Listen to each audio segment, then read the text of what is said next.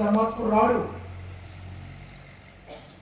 మీరందరూ పరమ ధార్మికులు కాబట్టి, ధర్మాన్ని పట్టుకున్న వారు కాబట్టి, మహాభారతం మీద పెద్ద గౌరవం ఉంది కాబట్టి, పరమనిష్ట ఉంది కాబట్టి, పరమ విశ్వాసం ఉంది కాబట్టి, మహాభారతాన్ని గౌరవిస్తున్నారు కాబట్టి, ఆ ధర్మం మీ అందరి యందు ఉంది కాబట్టి ఏమి తెలియని వచ్చి మీకు మహాభారతాన్ని చెప్తున్నారు.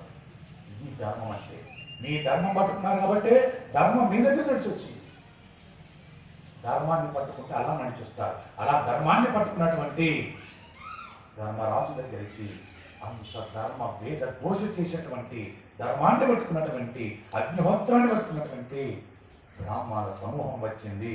వచ్చి వారందరూ అంటున్నారు, ధర్మరాజా నీవు ఎక్కడ ఉంటే మేము అక్కడే ఉంటాం, ధర్మం లేని చోట మేము ఉన్నాం. ఎందుకు? అగ్నిహోత్రం ఎప్పుడు ధర్మం ఉన్నకానే ఉంటుంది. ధర్మాత్ములు ఎప్పుడు ధర్మాన్ని పట్టుకుని ఉంటారు. కాబట్టి వారి వద్ద ఉన్న వేదమంత్రముల శక్తి చేత పాండవులను రక్షించాలనేది వారి ఉద్దేశం. వారి ఉద్దేశం ఏంటంటే, మేము చేసే వేద మంత్రఘోషం ఉంది కదా, దానివల్ల మీరు ఉద్ధరించబడాలి. మీకు ఎవరు అండలేరు అనుకోవద్దు, మేమున్నాం, మా వేదఘోష ఉంది, మిమ్మల్ని కాపాడుతుంది అని వారు పరోక్షంగా చెప్పడానికి వచ్చారు. ఇప్పుడు సౌమ్యుడు ఒక సందర్భంలో పాండవులను తన వేద మంత్ర శక్తి చేత రక్షించాడు. కిమ్మిరుడు అనే రాక్షసుడు పాండవుల మీద పడుతుంటే సౌమ్యుడు తన మంత్రముల చేత కిమ్మురుడిని తంబీభూతుని చేసి పాండవుల మీద పడకుండా ఆపగలిగాడు. వేద మంత్రములు చదివి అతని రాక్షస శక్తులన్నింటినీ కూడా మట్టుమాయమయ్యేటట్టుగా చేయగలిగాడు. కాబట్టి వాళ్ళందరూ వచ్చి, మేము మీతో వచ్చేస్తాం, మీరు అరణ్యవాసం చేస్తుండగా మేము అరణ్యంలోనే ఉంటాం అన్నారు. ఆ వేదం చదువుకున్న బ్రాహ్మణోత్తములు వారి మాటలు విని ధర్మరాజు గారు అడలిపోయారు. ఒక్కసారి ఎందుకు అడలిపోయాడు?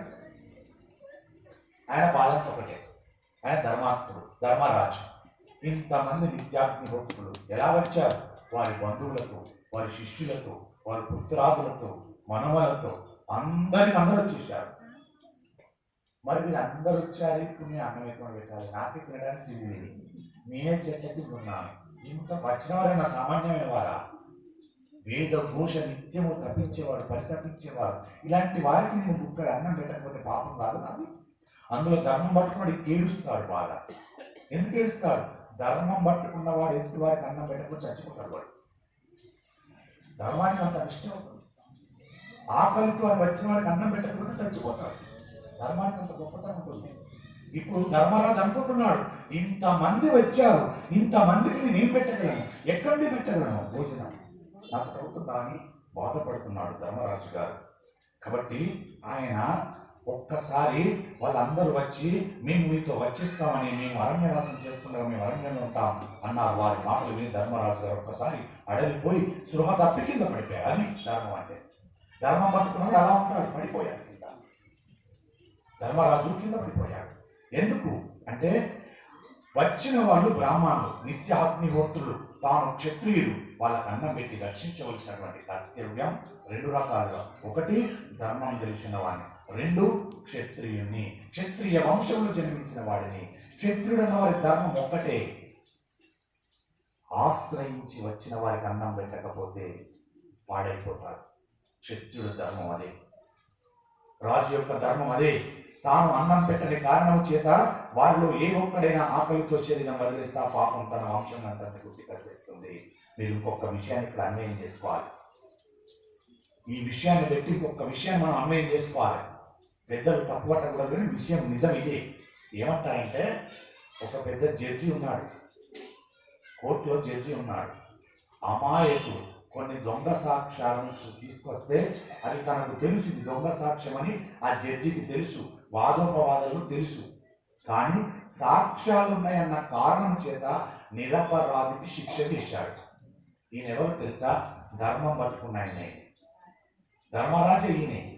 ఈ ధర్మరాజు అంతటి వాడు ఏం చేయాలి? ధర్మాన్ని విశ్లేషణ చేయాలి, విశ్లేషణ చేసి శిక్షలు నిర్ణయించాలి.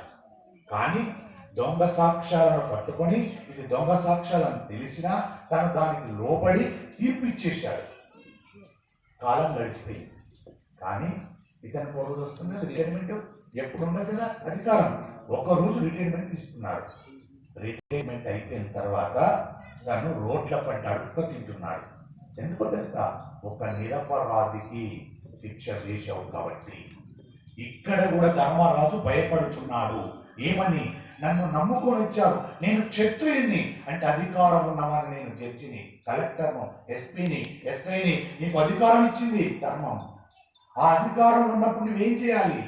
ధర్మాన్ని పరిరక్షించాలి. నువ్వు ధర్మాన్ని పరిరక్షించలేదు, అధర్మానికి చేశావు. ఇప్పుడు బాగుపడతావు, నువ్వు హోదాలో ఉన్నంతసేపు బాగుపడతావు. కానీ నీ పాపం ఎక్కువైతే నీ హోదాలో ఉండ కూడా చచ్చిపోతావు. నీ హోదాలో ఉండ కూడా నరకాన్ని పొందుతావు. అలాంటి చాలా మందిని చూసాం మనం. అందుకే అధికారం ఉంది కదా అని విచ్చలవిత్తనం చేయలేదు. మీ అందరికి తెలియని విషయం కాదు, నేను బయట చెప్తున్నాను, మీ అందరికీ తెలుసు. ఏం తెలుసు మీ అందరికీ? ఆంధ్రలో జరిగింది కదా, ఆంధ్రలో జరిగింది, తెలంగాణలో కూడా జరిగింది. పెద్ద పెద్ద అధికారులు అధికారం ఉన్నప్పుడు ఎన్ని తప్పులు చేశారు. అధికారం కోల్పోయిన ఏమైంది? వాళ్ళ బతుకులు జైళ్ళ పాలైపోయింది. వాళ్ళ బతుకులు భార్య పిల్లలు దూరం అయిపోతున్నారు. వాళ్ళ అరణ్య రోజున వాళ్ళ నరకం ఇవ్వాల. ఎన్ని సంవత్సరాలు? 10 సంవత్సరాలు సుఖాన్ని అనుభవించారు అధికారులు. నియంతల బతికారు అధికారులు. ఇవాళ 10 సంవత్సరాల్లో పడ్డ సుఖమంతా 10 నెలల్లో అనుభవిస్తున్నారు వాళ్ళు. ఇవాళ భయం ఏం లేదు, ఉన్నదంటే చెప్తాం. భయం అనుభవిస్తున్నారా లేదా? అనుభవిస్తున్నారు, ఏడుస్తున్నారు. భార్య ఒక చోట, పిల్లలు ఒక చోట, ఇల్లు ఒక చోట అనుభవిస్తుంటే దీని అర్థం అధికారం ఉన్నప్పుడు విర్రవీగకు, అధికారాన్ని దుర్వినియోగం చెయ్యకు. నిన్ను కాల్చి భస్మం చేస్తుంది. ధర్మరాజు అలా భయపడుతున్నాడు. నేను ధర్మాన్ని పట్టుకున్నామని, క్షత్రియుని నేను, క్షత్రియ ధర్మం ఏమిటి? అన్నం పెట్టాలి, నన్ను ఆశ్రయించి వచ్చిన వాడికి ఎప్పుడు తెచ్చిపెట్టాలి అన్నం. నేను పెట్టకపోదునా కడుపు మార్చినవని అవుతాను, నాకు పాపం వచ్చేస్తుంది. ఎలా అని బాధపడుతున్నాడు. ఇదే బాధ ప్రతి అధికారికి ఉండాలి. ఉన్నప్పుడు నీవు తరించిపోతావు. అధికారాన్ని దుర్వినియోగం చేసుకోకు. ఎప్పుడు కాలం నీది కాదు. అధికారిపై ఎల్లకాలం ఉండవు. ఒక రోజు నాడు దిగిపోతుంది నీ అధికారం. దిగిన నాడు సామాన్య ప్రజలలో నువ్వు ఒక్కడివే. నువ్వు గొప్పగా ఏముండవు. తగు జాగ్రత్త అని హెచ్చరిస్తుంది మహాభారతం. కొందరు లాయర్లు ఉంటారు. లాయర్లు ఏం చేస్తారు? కొన్ని చేయకూడని కార్యక్రమాలు చేస్తారు. చేసి ఏమవుతుంది? ఇవాళ బాగుంటుంది కావచ్చు, కానీ రేపటి రోజున నీ కుటుంబం రోడ్డున పాలవుతారు. అలాంటి వాళ్ళు చాలా మంది ఉన్నారు. అలా చేసుకోకండి. ధర్మరాజు ఇక్కడ అన్న మాటను ప్రతి ఒక్క అధికారి, ప్రతి ఒక్క మనుష్యుడు అన్వయించుకోవాలి. నేను క్షత్రియుని, నన్ను నమ్మి వచ్చారు, ధర్మాన్ని పట్టుకున్న వాడిని. ఈ ధర్మాన్ని పట్టుకున్నవాడు అన్నం పెట్టకపోతే పాపైపోతాడు, కాలిపోతాడు, గురైపోతాడు. ఆయన బాధది, ఆయన వేదనది, ధర్మరాజు యొక్క వేదనది. నమ్మి వచ్చారు నన్ను, ఎలా ఈ అరణ్యవాసం చేస్తుండగా ఎలా చేసేది, ఎలా వీరికి అన్నం పెట్టేది అని ఆయన బాధపడుతున్నారు. ఇంతమంది బ్రాహ్మణుల సమూహం వచ్చి ధర్మరాజు గారి చుట్టూ చేరి వారందరూ, ధర్మరాజా నీవెక్కడుంటే మేము అక్కడే ఉంటా ఉన్నారు. వారి వద్ద ఉన్నటువంటి వేదమంత్రోచ్చరణ తోట నేను ఎలా చేయాలి అని ఆయన కింద పడిపోయాడు. చచ్చిపోయేంత పని అయిపోయింది ధర్మరాజు గారికి. అంటే వచ్చిన వాళ్ళు బ్రాహ్మణులు, నిత్యాగ్నిహోత్రుడు, తాను క్షత్రియుడు, వాళ్ళకు అన్నం పెట్టి రక్షించవలసినటువంటి కర్తవ్యం తనది. అధికారికి ఉండాల్సిన అధికారము. నిజాన్ని చూసి నీవు చేయాలి. చేత కాకపోతే రిజైన్ చేయి. చేస్తే దేనికి ఫలితం? అశాశ్వతమైన పదవి కొద్దులో ఉంటుంది. నీకు శాశ్వతమైన పదవి నీ జన్మ ఉత్తర జన్మలో ఉత్తరించబడుతుంది. అందుకు రాజీనామా చేయి. చెయ్యక నీవు కనుక అదే అధికారాన్ని పట్టుకొని తప్పులు చేస్తూ పోతున్నావా, ఇది కొద్ది రోజులే ఉంటుంది అధికారం. తర్వాత నరకాన్ని పొందుతావు బిడ్డ అని చెప్పింది ధర్మరాజు. చెప్తున్నాడు పరోక్షంగా, నేను చెప్పట్లే.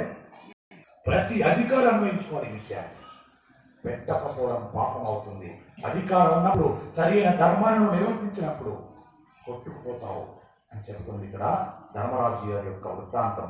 ఆయన ఎలా పెట్టగలను, నేను ఏమీ లేనివాడు, ఇంతమందికి అన్నం ఎలా పెట్టగలడు, ఎలా రక్షిస్తాడు అతను? తాను అన్నం పెట్టని కారణం చేత వారిలో ఏ ఒక్కడైనా ఆకలితో శరీరం వదిలేస్తే ఎంత పెద్ద మాట చెప్తున్నాడో చూడండి. నేను క్షత్రియుని, ధర్మం తెలిసిన వాడిని, ధర్మరాజు అంటే నేను అధికారిని, నా దగ్గర అధికారం ఉంది, నన్ను ఆశ్రయించి చాలా మంది వస్తుంటారు.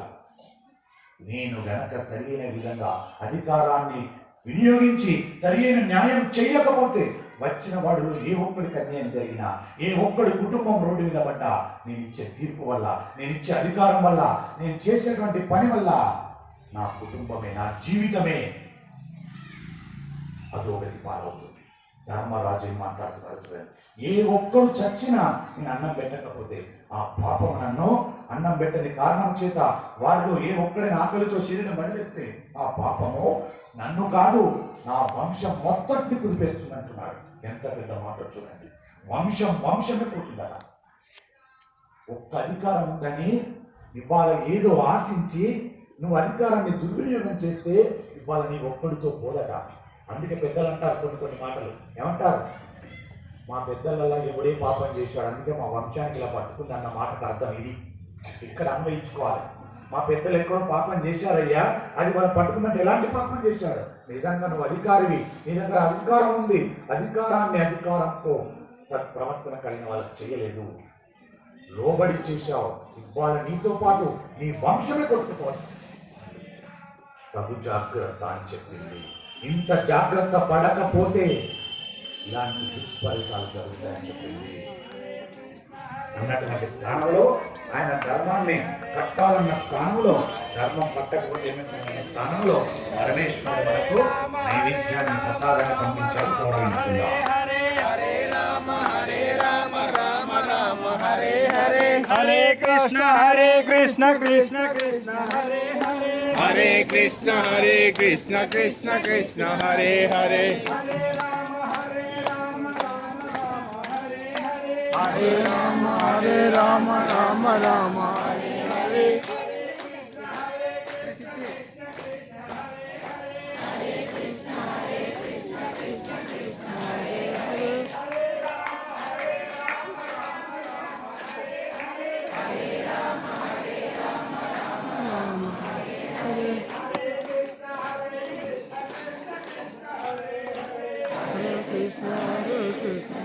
कृष्ण हरे हरे, हरे राम राम राम हरे हरे, हरे कृष्ण कृष्ण कृष्ण हरे हरे, हरे राम राम राम हरे हरे. జయ శ్రీరామ్. జై శ్రీరామ్. ఇప్పుడు కూడా మీ దగ్గర ధర్మం నుండి ధర్మాన్ని నిర్వహించలేకపోయారు. ఎందుకో తెలుసా? ఏమి ధర్మం? భగవంతుడు నోరిచ్చాడు. వృద్ధం దాకా ఎంతో అదురుతాం. నైవేద్యం వచ్చినప్పుడు ఇంత చిన్నగా గౌరవించడం. జై శ్రీరామ్. ఎంత గొంతెత్తి పిలవాలి. హరే కృష్ణ కృష్ణ కృష్ణ హరే హరే అని అంటుంటే ఈ నోరు నొయ్యాలి. నొస్తే కృష్ణ పరమాత్మ రామచంద్రమూర్తి పరమేశ్వరుడు ఎంత నోరు నొయ్యంగా నా నామాన్ని జపిస్తున్నారా అని అనుగ్రహం ఇస్తారు. నోరు నొయ్యద్దు. కొందరు నోరు దగ్గర పెట్టుకోవాలి. ధర్మం ఉండి కూడా ఇవాళ నిర్వర్తించకపోతే ఇదే గతి పడుతుంది. దయచేసి అది మానుకోండి. ఇంత చదువుతున్నా కూడా, అంటే నేను మిమ్మల్ని తప్పుపట్టట్లేదు, ఎందుకు పడతలేదు తెలుసా? మనల్ని మాయ కమ్మి ఉంటుంది. ఎప్పుడు మాయకు లోనే ఉంటాం. ఏం మాయ? ఏమో గట్టిగా మాట్లాడితే వంటలు ఏమనుకుంటారు, ఓ ఏమిటో బాగుంటుంది మేము అంటారు అనుకొని అనలేకపోతున్నారు. మాయ కమ్ముతుంది మనల్ని. మనమేం చేయాలి? మాయను ఛేదించాలి. వస్తే నువ్వు రాలేవే, నన్ను పట్టలేవే, నేను నీకు లొంగనే అంటాజుడు రామాని రామానికి వాళ్ళొక్కసారి. జై శ్రీరామ్. జై శ్రీరామ్. భయపడిపోతుంది మాయ. అయినా వస్తూనే ఉంటుంది అది. దాన్ని ఎప్పుడు మనం భయపెడుతూనే ఉండాలి. గుర్తుపెట్టుకోండి దయచేసి. ఇంత గొప్పగా చెప్పుకుంటున్నాను కదా. తెలిసిన ధర్మాన్ని పాటించకపోతే ఏం జరుగుతుందో చెప్తున్నాడు ధర్మరాజు గారు. ఎంత వేదన పడుతున్నాడు తను వేదన పడుతూ మనకు అన్వయం చేసి చెప్తున్నారు. మన అధికారానికి అన్వయం చేసి చెప్తున్నారు. కాబట్టి ఆయన బాధపడుతున్నాడు. అంత తేలికగా కాదు. ఆయన ఆ రకంగా స్పృహ తప్పి పడిపోయిన తర్వాత ఇంతమందికి అన్నం ఎక్కడి నుంచి పెడతాడు? తాను అన్నం పెట్టిన కారణం చేత వారిలో ఏ ఒక్కడైనా ఆకలితో శరీరం వదిలేస్తే ఆ పాపం తన వంశం అందరినీ కొట్టి పొడిపేస్తుంది. నా వంశం అధోగతి పాలవుతుంది. నా వంశంలో ఎవ్వరు కూడా పైకి బ్రతకలేరు, ఉన్నతమైన స్థానంలో ఉండలేరు. కాబట్టి ఏమి చేయాలి నేను అని, మరి వీరందరినీ పోషించడం ఎలా అని ధర్మరాజు గారికి రాజ్యం అంతా పోయినా స్పృహ తప్పి పోలేదు. తన భార్యకి అవమానం జరుగుతుంటే ఆయన స్పృహ తప్పి పోలేదు. తనని మాయాద్యూతమును పిలిచి పై బట్టలు తీర్చిన స్పృహ తప్పిపోలేదు. బాగా పట్టుకోండి దయచేసి ఇక్కడ విషయాన్ని.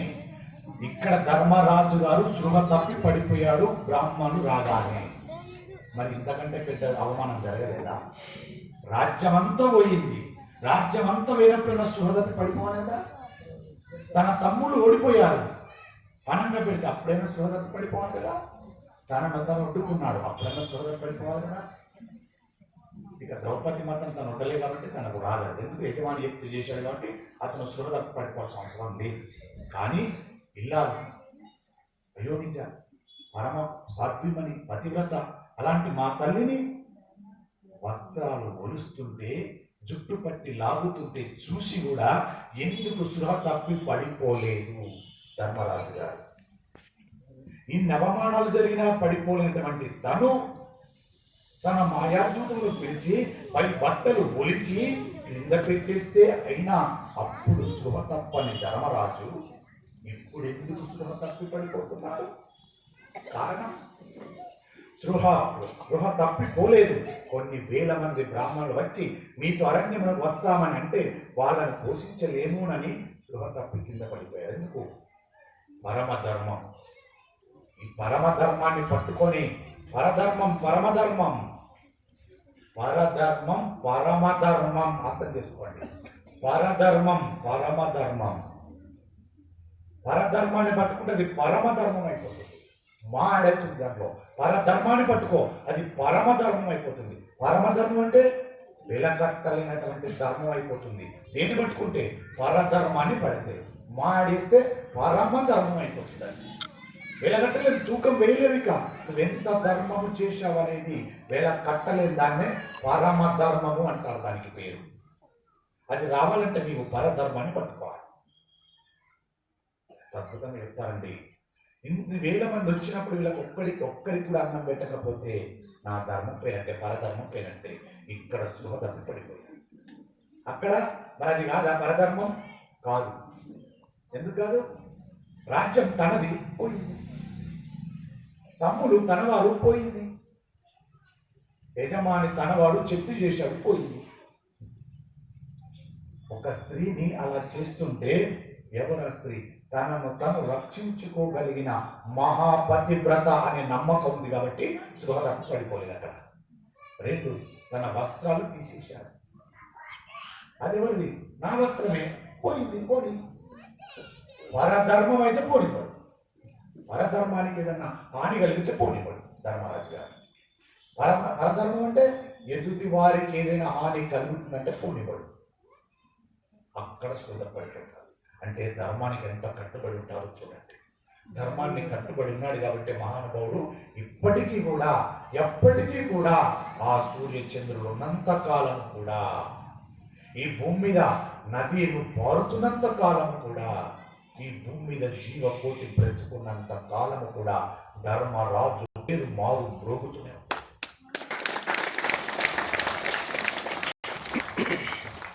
పరధర్మానికి పరమధర్మానికి తన స్వధర్మానికి ఎంత తేడా విధించాడు చూడండి ధర్మరాజు గారు. ఎంత అద్భుతమైనటువంటి విశ్లేషణ చేశాడు చూడండి ధర్మరాజు గారు. అది ఆయన పరిపాలనకు ఉండవలసినటువంటి సహజమైన లక్షణం.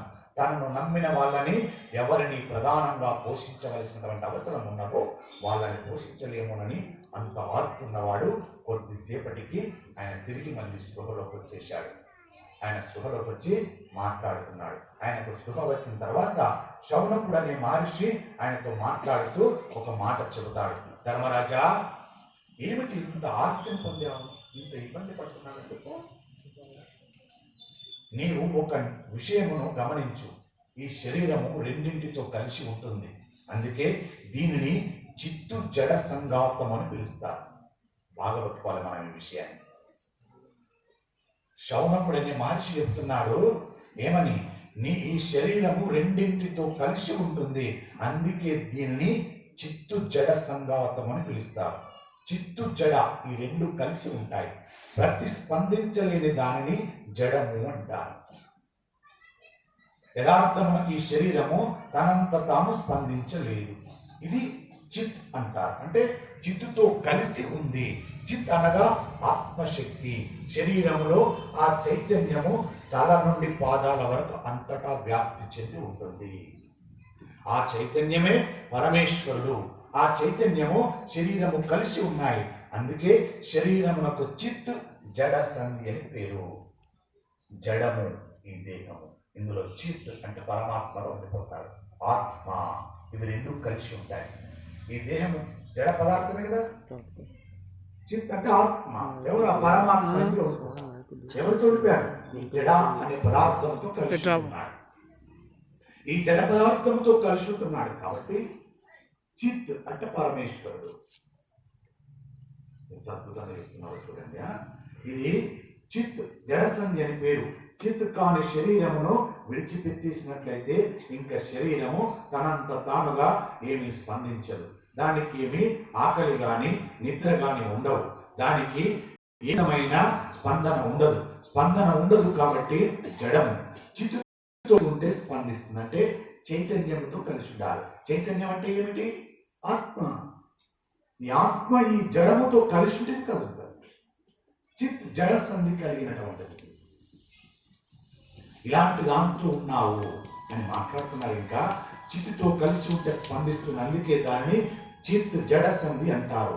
ఈ శరీరమునకు రోగములు వస్తాయి, మనస్సుకి రోగములు వస్తాయి. ఈ రెండింటికి రోగములు వచ్చేటప్పుడు దాని గురించి పట్టుకోవలసినటువంటి అవసరం ఒకటి ఉంటుంది. శరీరమునకు వచ్చిన వ్యాధులను పోగొట్టుకోవడానికి బుద్ధి బలం ఉపయోగించాలి. మనసుకు వచ్చే వ్యాధిని పోగొట్టుకోవడానికి బుద్ధి బలం ఉపయోగించాలి. శరీరమునకు వ్యాధి రాకుండా ఉండదు. శరీరమునకు వ్యాధి రావడానికి కొన్ని కారణములు ఉంటాయి. అలసిపోవడం ఒక కారణం. ఈ శరీరం మనం దైనందిక కార్యక్రమాలు నిర్వర్తించడానికి వచ్చిన ఉపకరణము. నిరంతరంగా ఈ శరీరమును అది బడలిపోయేటట్టుగా వాడుకున్నట్లయితే అది మొరాయిస్తుంది. కొంతకాలం దీన్ని మీరు వాడుకోకుండా సేవ చేస్తుంది. అంటే దీని యందు జ్వరం ప్రపోషిస్తుందని అర్థం. అతిగా ఈ జడ పదార్థాన్ని ఎక్కువగా మీరు క్షోభ పెట్టారనుకోండి, ఏమవుతుంది? ఇది ఆయాసపడుతుంది. ఆయాసంలోకి ఏమొస్తుంది? జ్వరం వచ్చేస్తుంది. ఆ జ్వరం వచ్చి ఇంకా కాస్త ఇబ్బంది పెడుతుంది. అందుకే మనిషికి నిద్ర అనేది ఇచ్చాడు ఈశ్వరుడు. ఆ నిద్ర పోతే ఈ శరీరానికి మళ్ళీ ఛార్జ్ అవుతూ ఉంటుంది. మనం కదా ఫోన్ పొద్దుదాకా వాడి రీఛార్జ్ అయిపోతే మళ్ళీ తీసుకెళ్ళి కరెంటు పెడితే ఎలా ఛార్జ్ మళ్ళీ ఎలా వాడుతామో, అది ₹1,00,000 ఫోన్ కానీ 10 లక్షల ఫోన్ కానీ ఛార్జింగ్ అయిపోయిందా దాని పనికి రాదు కదా. అలాగే ఈ దేహము కూడా అంతే.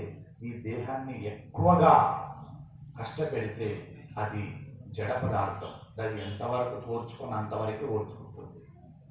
అలాగే మనసుకు గాయమైంది, అలాగే శరీరానికి గాయమైంది. మరి దేని ద్వారా వీటిని ఉపకరించుకోవాలి, దేని ద్వారా శాంతిపరచాలి అని అడిగారు. జీవుడు పుట్టేటప్పుడు అడిగితే పరమేశ్వరుడు, ఓహో మీకు ఈ సందేహం వచ్చిందా? ఇలాంటి మనస్సు ఖేదపడ్డప్పుడు, బాధపడ్డప్పుడు, గాయపడ్డప్పుడు దేని ద్వారా ఉపశమనాన్ని పొందాలి? పరమేశ్వరుడు ఓ వరం ఇచ్చాడు మనకు. ఏం వరం అది?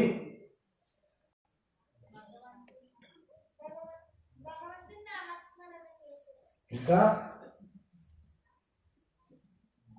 బుద్ధి అనే దాన్ని ఇచ్చాడు. ఏమిచ్చాడు? రెండు మనకి ఇచ్చాడు. ఒకటి ఇచ్చాడు. ఇలాంటివి ఇచ్చినప్పుడు దీనితో నువ్వేమి చేసుకోవాలి? నీ బుద్ధి బలం ఉపయోగించి మనస్సును శాంతపరచాలి. మనస్సుకు ఎవరో అనరాని మాట అన్నది, బాధపడుతుంది, ఇది ఏదపడ్డది, ఇది గాయమైంది మనస్సుకు. ఈ మనస్సు గాయం తొలగిపోవాలి అంటే నీవేమి ఉపయోగించుకోవాలి? ఇక నీకు బుద్ధిని ఇస్తున్నానురా, ఈ బుద్ధి బలంతోటి మనస్సుకు కలిగిన గాయాన్ని తప్పించుకో అంటే ఏం చేస్తావు? ఈ బుద్ధి ప్రచోదనం కావాలి. ఏం కావాలి ప్రచోదనం అంటే ఈ బుద్ధి చెబుతుంది ఏమని? బాధపడకు, వాళ్ళు మన మంచి గురించి అన్నారు, ఎందుకు దిగులు పడతావు? పద, మన ఇష్టదైవం ఉన్నది కదా, అక్కడికి వెళ్ళి కూర్చుందా అంటే ధర్మాన్ని పట్టుకున్న వాళ్ళేమో ఇష్టదైవాన్ని మాట్లాడతారు. అధర్మాన్ని పట్టుకున్న వాళ్ళు ఏమంటారు తెలుసా? మనసుకు గాయమైందంటే బుద్ధి ఏమంటదంటే పద, భగవంతుడు ఉన్నాడు అక్కడ కూర్చున్నా అంటే. అధర్మాన్ని పట్టుకున్న బుద్ధి ఏమంటుంది తెలుసా? పద, చెట్టు కింద కూర్చున్నాం. అధర్మం పట్టుకున్న వాళ్ళు మాట్లాడే మాటలు అలా ఉంటాయి. ధర్మం పట్టుకున్నవాడు పద, గాయమైందా ఎక్కడో ఒకరు ఆకలితో ఉంటారు, వెళ్ళి వాళ్ళకు అన్నం పెడదాం పదా. ఎవరు బాధలో ఉన్నారు, నీకంటే బాధపడే వాళ్ళు ఉన్నారు ఒక చోట, పద తిరుగు అని తిరిగి ఆకలితో నన్ను వెతికి వాళ్ళకి అన్నం పెడితే వాళ్ళు లేచి తిని, అయ్యా నువ్వు చల్లగా ఉండాలి, ఇవాళ నాకు జన్మనిచ్చావయ్యా, నాకు పునర్జన్మనిచ్చావయ్యా, ఈ బుక్కడి అన్నమో ఈ కాసన్న నీళ్ళు నాకు ఇప్పుడు ఇవ్వకపోతే నేను చచ్చిపోయేదాన్ని, చచ్చిపోకుండా నన్ను కాపాడావు, నువ్వు చల్లగా ఉండయ్యా అన్నది. ఇప్పుడు మనసు ఏమైంది? ఆనందానికి పరవశమైపోయింది. దేనివల్ల అయింది? నీ బుద్ధిని ధర్మం వైపు నడిపించావు కాబట్టి. బుద్ధి బలము చేత నీ మనస్సుకు కలిగిన గాయాన్ని తొలగించేసుకోవాలి. మరి దేహానికైన గాయాన్ని ఎలా తొలగిస్తావు? దేహం కూడా గాయపడుతుంది కదా, దీన్ని కూడా బుద్ధి చేత అన్వయించేస్తుంది. ఎలా చేయవచ్చు? బుద్ధి చేత, బుద్ధి బలం చేత దేహానికైన గాయాన్ని ఎలా ఉంచుకోవచ్చు అంటే, ఈ చేతి విరిగిపోయింది, గాయమైంది, ఇప్పుడు నీ బుద్ధి బలాన్ని వినియోగించాలి. ఏమనాలి? ఈశ్వరుడు ఇచ్చిన చేతి విరిగిపోయింది అనాలి. ఈశ్వరుడు ఇచ్చిన చేతి అయిపోయింది, విరిగిపోయింది. ఇలా అనుకున్నావు అనుకో, నీ బుద్ధి బలాన్ని ధర్మం వైపు నడిపించినట్టు. దీనివల్ల ఏమైపోయింది తెలుసా? ఏడుపు రాదిగా.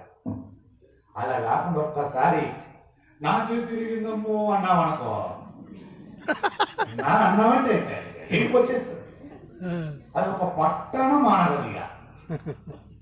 నీ బుద్ధి బలాన్ని వినియోగించి నీ దేహానికైన గాయాన్ని ఇలా చెయ్యి. అందుకే బుద్ధినిచ్చాను రా అని ఇచ్చాడు పరమేశ్వరుడు. ఈ చోట బుద్ధికి సంబంధించిన విషయాన్ని చాలా వివరంగా చెప్పారు గురువు గారు. మరో చోట వాకుకు సంబంధించి కూడా చెప్తారు, స్వరపేటికి ఎందుకు ఇచ్చిందో కూడా చెప్తారు, అది అప్పుడు విందాం. కాబట్టి ఈ రెండింటికి రోగంలో వచ్చేటప్పుడు అలా చేసుకో. వ్యాధి రావడానికి కొన్ని కారణాలు ఉంటాయి. అలసిపోవడం ఒక కారణం. ఈ శరీరం అలా నిరంతరము శరీరాన్ని బడిలిపోయేటట్టుగా చేసినట్లయితే, వాడుకున్నట్లయితే అది మొరాయిస్తుంది. ఒకరోజు నేను ఇక పని చేయనంటుంది, కొంతకాలం దీన్ని మీరు వాడుకోకుండా చేసేస్తుంది. అంటే దీని యందు జ్వరం ప్రకోశిస్తుంది, పడుకోబెడుతుంది.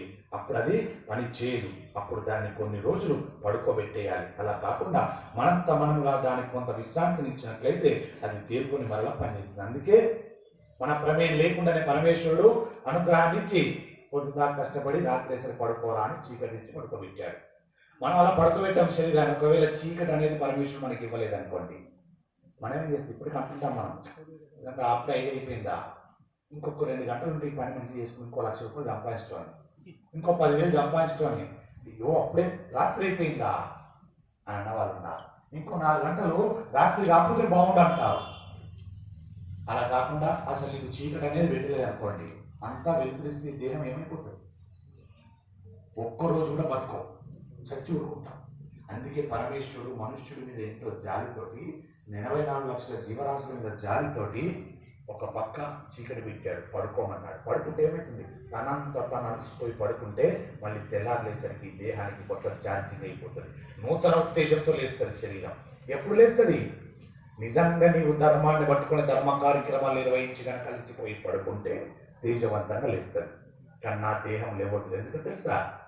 పొద్దు నుండి అనవసరమైన కార్యక్రమాలలో పాల్గొన్నా, నీచ నికృష్టమైన బుద్ధితో పాల్గొన్నా, ఎప్పుడు చూడు ఈర్ష ద్వేషముతో కాలం గడిపిన, ఎప్పుడు చూడు మత్తు పదార్థం లోపల పోసిన, ఎప్పుడు చూడు రజోగుణానికి సంబంధించిన మాంసకృతం లోపలేసేసిన, మాంసాన్ని ఇష్టంగా తిన్నా.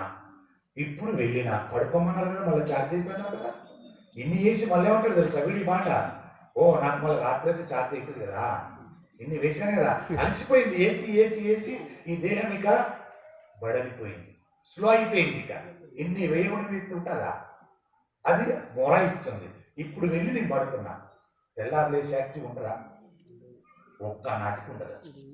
అంటే ఇలాంటి వాళ్ళు వేసే ప్రశ్నలు ఉంటాయి. ధర్మం పట్టుకున్న ప్రశ్నలు వేయరు. నిజమేనయ్యా, నేను పొద్దున్న లేచి సశాస్త్రీయంగా కష్టపడ్డా, నా కష్టం మీద నేను చేసుకున్నా, తినాల్సింది తిన్నా, అలసిపోయింది శరీరం, వెళ్ళి పడుకోబెట్టిన దాన్ని. పొద్దున్న లేచి ఎంత తేజవంతంగా లేచిందయ్యా, ఎంత యాక్టివ్గా లేచిందే దేహం. అద్భుతం అంటాడు ధర్మాన్ని పట్టుకున్నవాడు. అధర్మాన్ని పట్టుకొని చేసేవాడు ఈ మాట మాట్లాడు. ఏమే ఛార్జ్ అయిందన్నావు, ఇంకా కాలేదేంటి, ఇంకా నిన్ను నయ్యా తిన్నప్పుడు తాగినప్పుడు మంచుకున్నా, ఇప్పుడు పడుకొని లేస్తే అసలు లేస్తుంది దేహం. చెప్పిన మాట అబద్ధం అనే వాళ్ళంతా, అధర్మంలో ఉన్న వాళ్ళంతా, వాళ్ళకి ఎక్కువ విలువిస్తున్నాం మనం. దయచేసి వాళ్ళ మాటలు పట్టకండి. వాడు చెడిపోవటానికి కారణం ఇది. వెయ్యకూడని పదార్థాలు కొంతంతా వేసి వేసి ఈ దేహానికి అనిష్టం తెచ్చాడు. ఇప్పుడు తీసుకొచ్చి దాన్ని పడుకోబెడితే అది ఛార్జింగ్ అయ్యి నూతనంగా పనికి రావాలంటే ఎలా వస్తుంది? కాదు కదా, అర్థమైంది కదా విషయం. అది బాగా పట్టుకుంటే ధర్మాన్ని పట్టుకున్నవాడు, ధర్మక్రియలు చేసిన వాడు ఈ మాట మాట్లాడు. నిజమేనయ్యా, పడుకోబెడితే ఈ దేహం ఛార్జ్ అయిపోయి ఇంకా తేజవంతంగా మాట్లాడుతుంది అయ్యా ఉదయం లేచి అంటాడు. కాబట్టి ఈ శరీరాన్ని అలా చేయకండి, మురాయించేటట్టు చేయకండి. అందుకే పరమేశ్వరుడు మనకి ఎన్ని వరాలు ఇచ్చాడు. రాత్రి అనేది పెట్టాడు, పడుకోబెట్టాడు, పొద్దున్న లేచాడు, లేపుతున్నాడు, మళ్ళీ పనులు చేస్తున్నాడు, మళ్ళీ పడుకోబెడుతున్నాడు, మళ్ళీ లేస్తున్నాడు. ఒకవేళ మనకు రాత్రి లేకపోతే 24 గంటలు పని చేస్తే ఒకరోజు బతికి చచ్చేవాళ్ళం మనం. అయినా 12 గంటల దాంట్లో 8 గంటలు 9 గంటలు పని చేసి కూడా ఇంకా చేద్దామని నైట్ డ్యూటీలు చేస్తున్న వాళ్ళు ఉన్నారు. ఇంకా చేస్తే ఏమవుతుంది? శరీరం అలసిపోయి ఒకరోజు నాడు రోగం వచ్చేస్తుంది. నువ్వు నన్ను పడుకోబెడతలే, చేయాల్సిన దానికంటే ఎక్కువ చేస్తూ నాతో పని అని ఏం చేస్తుంది? జ్వరం అనే రోగం వస్తుంది. ఒకటి జ్వరం అనే రోగం వచ్చి పడుకోబెడుతుంది నెలలు. మలేరియా ఉండాలి 41 రోజు. డెంగ్యూ ఉంటావో పోతావో తెలియదు. చికెన్ గున్యా నీ కాళ్ళు చేతులు సంధి బంధాలు మొత్తం నొప్పులతో కూడుకుంటాయి. ఎన్నెన్నున్నాయో రోగాలు, చాలా ఉన్నాయి రోగాలు. ఇలా వస్తాయి. నీ శరీరానికి కావలసినటువంటి పెట్టకపోతే పెట్టావా, రాదు జ్వరం, రాదు రోగం, బాగుంటామని చెప్తుంది. ఈ జడ పదార్థం గురించి ఎంత గొప్పగా చెప్పారో చూడండి గురువుగారు. కొంతకాలం మనం దీన్ని వాడుకోకుండా చేసేస్తుంది. జ్వరం అనేది ఇచ్చి కొంతకాలం పక్కన పడేస్తుంది. ఇంకా బాగా చేసావా పాపం ఇదే అంటోటి ఇంకొక అడుగు ముందు వేయాలి. వేస్తే ఇంకొకటి వస్తుంది మనకి ఇక్కడ. ఈ దేహంతో పూర్వాజన్మలో చెయ్యకూడని పాపాలు చేశావు. ఎన్ని చేశావు ఈ దేహంతో? చేతులు ఉన్నాయని కొట్టకూడని వాళ్ళని కొట్టావు, కాళ్ళు ఉన్నాయని కనకూడని వాళ్ళకి అన్నావు, నూరు ఉందని అనకూడని మాటలు అన్నావు. ఎన్నెన్ని రకాలుగా తప్పులు చేశావు. అన్ని తప్పులు చేసావు పూర్వజన్మలో. ఇప్పుడు పడుకోబెడుతుంది నీ శరీరాన్ని. ఏ రోగం ఇచ్చి? శాశ్వతమైన రోగం ఇస్తుంది. పక్షవాతం అనే రోగం ఇచ్చి ఇక కాసేపు రిస్క్ తీసుకోవడం అయినా కానీ ఈ దేహాన్ని పడుకోబెడితే నా సమయం బాగా గుర్తుపెట్టుకోండి దయచేసి. శరీరంతో చేయాల్సిన పనులు చేయండి. ధార్మికమైన పనులకి ఉపయోగించండి ఈ దేహాన్ని. అధార్మికమైన పనులకు చేయకండి దయచేసి. చేస్తే ఇలానే ఏర్పడుతుందని చెబుతుంది మహాభారతం. కాబట్టి ఏది ఎంతవరకు చేయాలో అంతవరకే చేయించాలి. అప్పుడు దాన్ని కొన్ని రోజులు పడుకోబెట్టాల్సి వస్తుంది. అసలు మీరు దానికి విశ్రాంతిని ఇవ్వకపోతే అది నేను ఇక నీతో పని చేయడం కుదరదు, నేను కొన్నాళ్ళు పని చేయనంటుంది. అలా మొరాయిస్తే అది వ్యాధి కిందికి వస్తుంది. ఆ వ్యాధిలో మీరు ఇబ్బందులు పడతారు. శరీరము రోగగ్రస్తమైనప్పుడు బుద్ధిని వాడాలి. ఏ కారణం చేత ఈ రోగం దీనికి వచ్చి ఉంటుంది అన్న దాని గురించి ఆలోచించి ఆ రోగం పోవటానికి కావలసిన స్థితిని బుద్ధి చేత వాడాలి. అంతేకాని బెంగ పెట్టేసుకుంటే శరీరంలోకి వచ్చిన అనారోగ్యం పోదు కదా, అనారోగ్యం ఇంకా పెరుగుతుంది. బెంగ చేత ఆరోగ్యం పోదు, బుద్ధిని వాడడం చేత పోతుంది. ఈ శరీరంకు ఇప్పుడు కొంతకాలం విశ్రాంతినివ్వవలసినటువంటి అవసరం ఉన్నదని గ్రహించి వ్యాధిని తగ్గించుకొని మళ్ళీ పుణ్యతో పనిలోకి వచ్చే వరకు నేను వేచి ఉండాలి అని కొద్దిగా ఎదురు చూడగలిగినటువంటి లక్షణం ఉండాలి మనకు. అంతేకాని కొద్ది అనారోగ్యం కాగానే నేల మీద పడిపోయి మట్టి ముద్దల్లా ఉండకూడదు. మన బుద్ధిని ప్రచోదనం చేయాలి. బుద్ధిని ఈశ్వరుడు. శరీరం అన్న తర్వాత అనారోగ్యం రాకుండా ఉండదు. అసలు దీనంతా సున్నితమైనటువంటి అమెరిక ఇక ప్రపంచంలో ఎక్కడ లేదు. ఏమన్నారు? అమెరికా అన్నారు. ఇదే అన్నారు ఇప్పుడు అమెరికా. ఏమన్నారు? అమెరికా. మే కాదా? అమెరికా కదా. అమెరికా తెలుగు పదాలలో ఎంత ఇబ్బంది ఉంటాయో మాటలు, చాలా ఇబ్బంది ఉంటాయి మాటలు. America, America. నీకు అమెరికా గుర్తుకొచ్చినాయి ఈ ప్రవచనంలో అంటారు. పదాలలో తేడాలు ఉన్నాయి. పరధర్మం, పరమధర్మం ఒక్కటి అక్షరంలో తేడా. మన అక్షరాలు ఎంత గొప్పగా కనిపెట్టారో మహాత్ములు. ఒకరోజు వచ్చిన చెప్పుకున్నాం దాని గురించి. కాబట్టి పరమ ధర్మమైనటువంటి దాన్ని నువ్వు ఎలా పట్టుకోవాలి అనేటువంటి అమెరికా ఈ ప్రపంచంలో ఎక్కడ లేదు. దీనంత సున్నితమైనటువంటి దేహం ఇంకెక్కడ లేదు. మన దేహం చాలా సున్నితమైనది. కానీ నీ బుద్ధిని ఉపయోగించి వాడుకునే రీతిలో వాడుకుంటే ఇది ఒక్కొక్కసారి గట్టిగా పనిచేస్తుంది, ఒక్కొక్కసారి సున్నితంగా పనిచేస్తుంది. వేయకూడని పదార్థాలు దీంట్లో వేస్తే జడ పదార్థం అయిపోయి భ్రష్టు పట్టిపోతావు. వేయాల్సిన పదార్థాలు ఏ సమయానికి ఎంత వేయాలో వేస్తే ఈ దేహం చాలా సున్నితంగా నీకు చాలా పనిచేసి పెడుతుంది అంటున్నాడు. అలా చేస్తే ఈ దేహము ఎక్కువ కాలం మన్నిక వస్తుంది. అందుకే మనం మిషన్లు ఉన్నప్పుడు ఏం చెప్తారు, వాడేది వాడుకుంటే ఎక్కువ సంవత్సరాలు పనిచేస్తుంది అంటారు. అలాగే దేవుడు ఈ మిషన్ని తయారు చేసి బయట పంపించిన తర్వాత అంటాడు, అరే ఈ దేహంతో ఎంతవరకు అంతవరకు చేసుకోరా, ఎక్కువ కాలం ఈ దేహం నీకు పనికొస్తారా అని ఆత్మకు చెప్పి పంపిస్తాడు, బుద్ధికి చెప్పి పంపిస్తాడు. దేహం సున్నితమైనది. ఈ మిషన్ చాలా జాగ్రత్తగా వాడుకో. ఎక్కువ కాలం మన్నికొస్తుంది అంటే ఎక్కువ కాలం జీవిస్తావు. కూడా పనులు చేసావా ఈ మిషన్ తోటి 6 నెలలు వచ్చేది 6 రోజుల్లో పాడైపోతుంది. మళ్ళీ మిషన్ వాళ్ళు రన్నింగ్ వస్తుందా, మళ్ళీ పెట్టాలి కదా లక్షలు. అలాగే మళ్ళీ దేహం రావాలంటే మళ్ళీ ఇంత అందంగా వచ్చునో రాకపోవచ్చును, ఏం పాపం ఉందో ఇంతకంటే అందరికీ ఇస్తాడు కావచ్చు, ఓ కన్ను లేకుండా ఇస్తాడు కావచ్చు, కాలు వంకరతో ఇస్తాడు కావచ్చు, ఇంకా ఇబ్బందికరమైన ఆకృతులలో ఇస్తాడు కావచ్చు శరీరాన్ని. అలా ఉంటుంది. కొందరు చేసిన కర్మాన్ని బట్టి శరీరం మార్పులు చెందుతూ ఉంటుంది. బాగులు పెట్టుకొని కొందరు పుట్టుకతో చాలా బాగుంటారు, 10 ఏళ్ళు బాగుంటారు, 10 ఏళ్ళకు మార్పులు వస్తాయి వాళ్ళ దేహాలలో. ఎందుకు చేసిన పాపం లాంటిది ఆ దేహముతో. సున్నితమైన దేహాన్ని సున్నితమైన పనులు చేయించలే పూర్వకాలంలో. కొందరు కాళ్ళతోటి విచ్చలవిడి పనులు చేస్తే వాళ్ళ కాళ్ళు వాపులు వచ్చి కాళ్ళు వంకరలు పోయి నడుస్తుంటారు. ఒక్కొక్కరు దారుణమైన స్థితిలో ఉంటారు. ఇవన్నీ ఎందుకు వచ్చాయి? కర్మ చేసుకున్న పాపాలు. ఎప్పుడు చేశావు? ఈ జన్మలు వేలే, ఈ జన్మలో మంచోడేతాను, కానీ పూర్వ జన్మలు చేసిన దానికి ఇప్పుడు ఇచ్చాడు. అందుకే ఈ జన్మలో ఈ దేహముతో చేయాల్సిన పనులు చేయి, మరో జన్మలో అద్భుతమైనటువంటి స్నానాన్ని పొందుతామంటున్నాడు. తొందర పడకంటున్నాడు. తొందర పడ్డావా భ్రష్టు పట్టిపోతామంటున్నాడు. కాబట్టి శరీరం అన్న తర్వాత అనారోగ్యం రాకుండా ఉండదు, వస్తుంది. దాన్ని జాగ్రత్తగా చూసుకో. అమరిక లేకుండా చూసుకోక. ఇక్కడ ఎంతో సున్నితమైనటువంటి విషయములతో అది ఉంటుంది. మీ తప్పుల వలనే దానిలో దోషం వస్తుంది తప్ప ఎవరో వచ్చి చేసిన దానికి దోషమే రాదు. ఈ దేహంలో నీవు చేసుకున్నదే నీ దేహానికి దోషమై కూర్చుంటుంది. తగు జాగ్రత్త. ఈ దేహంతో ఏది చేయాలనో అదే చెయ్యి. పరమ ధర్మాన్ని పట్టుకొని చెయ్యి, పరధర్మాన్ని పట్టుకొని చెయ్యి, అంతే తప్ప ఇంకో రకంగా చేసుకోకని చెబుతుంది. అసలు ఈ ప్రపంచంలో ఎక్కడ ఏ సమస్య ఉన్నా అది ఈశ్వర సృష్టి కాదు. దీన్ని మనం గుర్తుపెట్టుకోవాలి. ఈశ్వర సృష్టి సామరస్య రహితము. దాని యందు సమస్యలు లేవు. సమస్యలు మనిషి మీద శరీరమునకు అనారోగ్యము వస్తే అంత చితికిల పడిపోని అవసరం లేదు. దానికి తగిన విశ్రాంతి, దానికి ఇంత జాగ్రత్త ఇచ్చినట్టయితే, ఎదుర్కొన్నట్టయితే అది బుద్ధిమంతుని యొక్క లక్షణం. తగిన విశ్రాంతి ఇవ్వాలి దేహానికి, ఇస్తే అది బుద్ధిమంతుల లక్షణం. శుభాలను పొందుతారు. కాబట్టి బుద్ధితో తట్టుకోవాలి. ఒక్కొక్కసారి మనసుకి కష్టం వస్తుంది. మనసు శరీరం కనబడదు, కానీ ఒకప్పుడు దాని కష్టం వస్తుంది. ఏవో మీరు అనుకునే సంఘటనలు కొన్ని జరుగుతాయి. దేహానికి కలిగిన బాధ కనబడుతుంది, కానీ మనసుకు కలిగిన బాధ కనబడదు. అది ఎప్పుడు లోపలనే ఉంటుంది.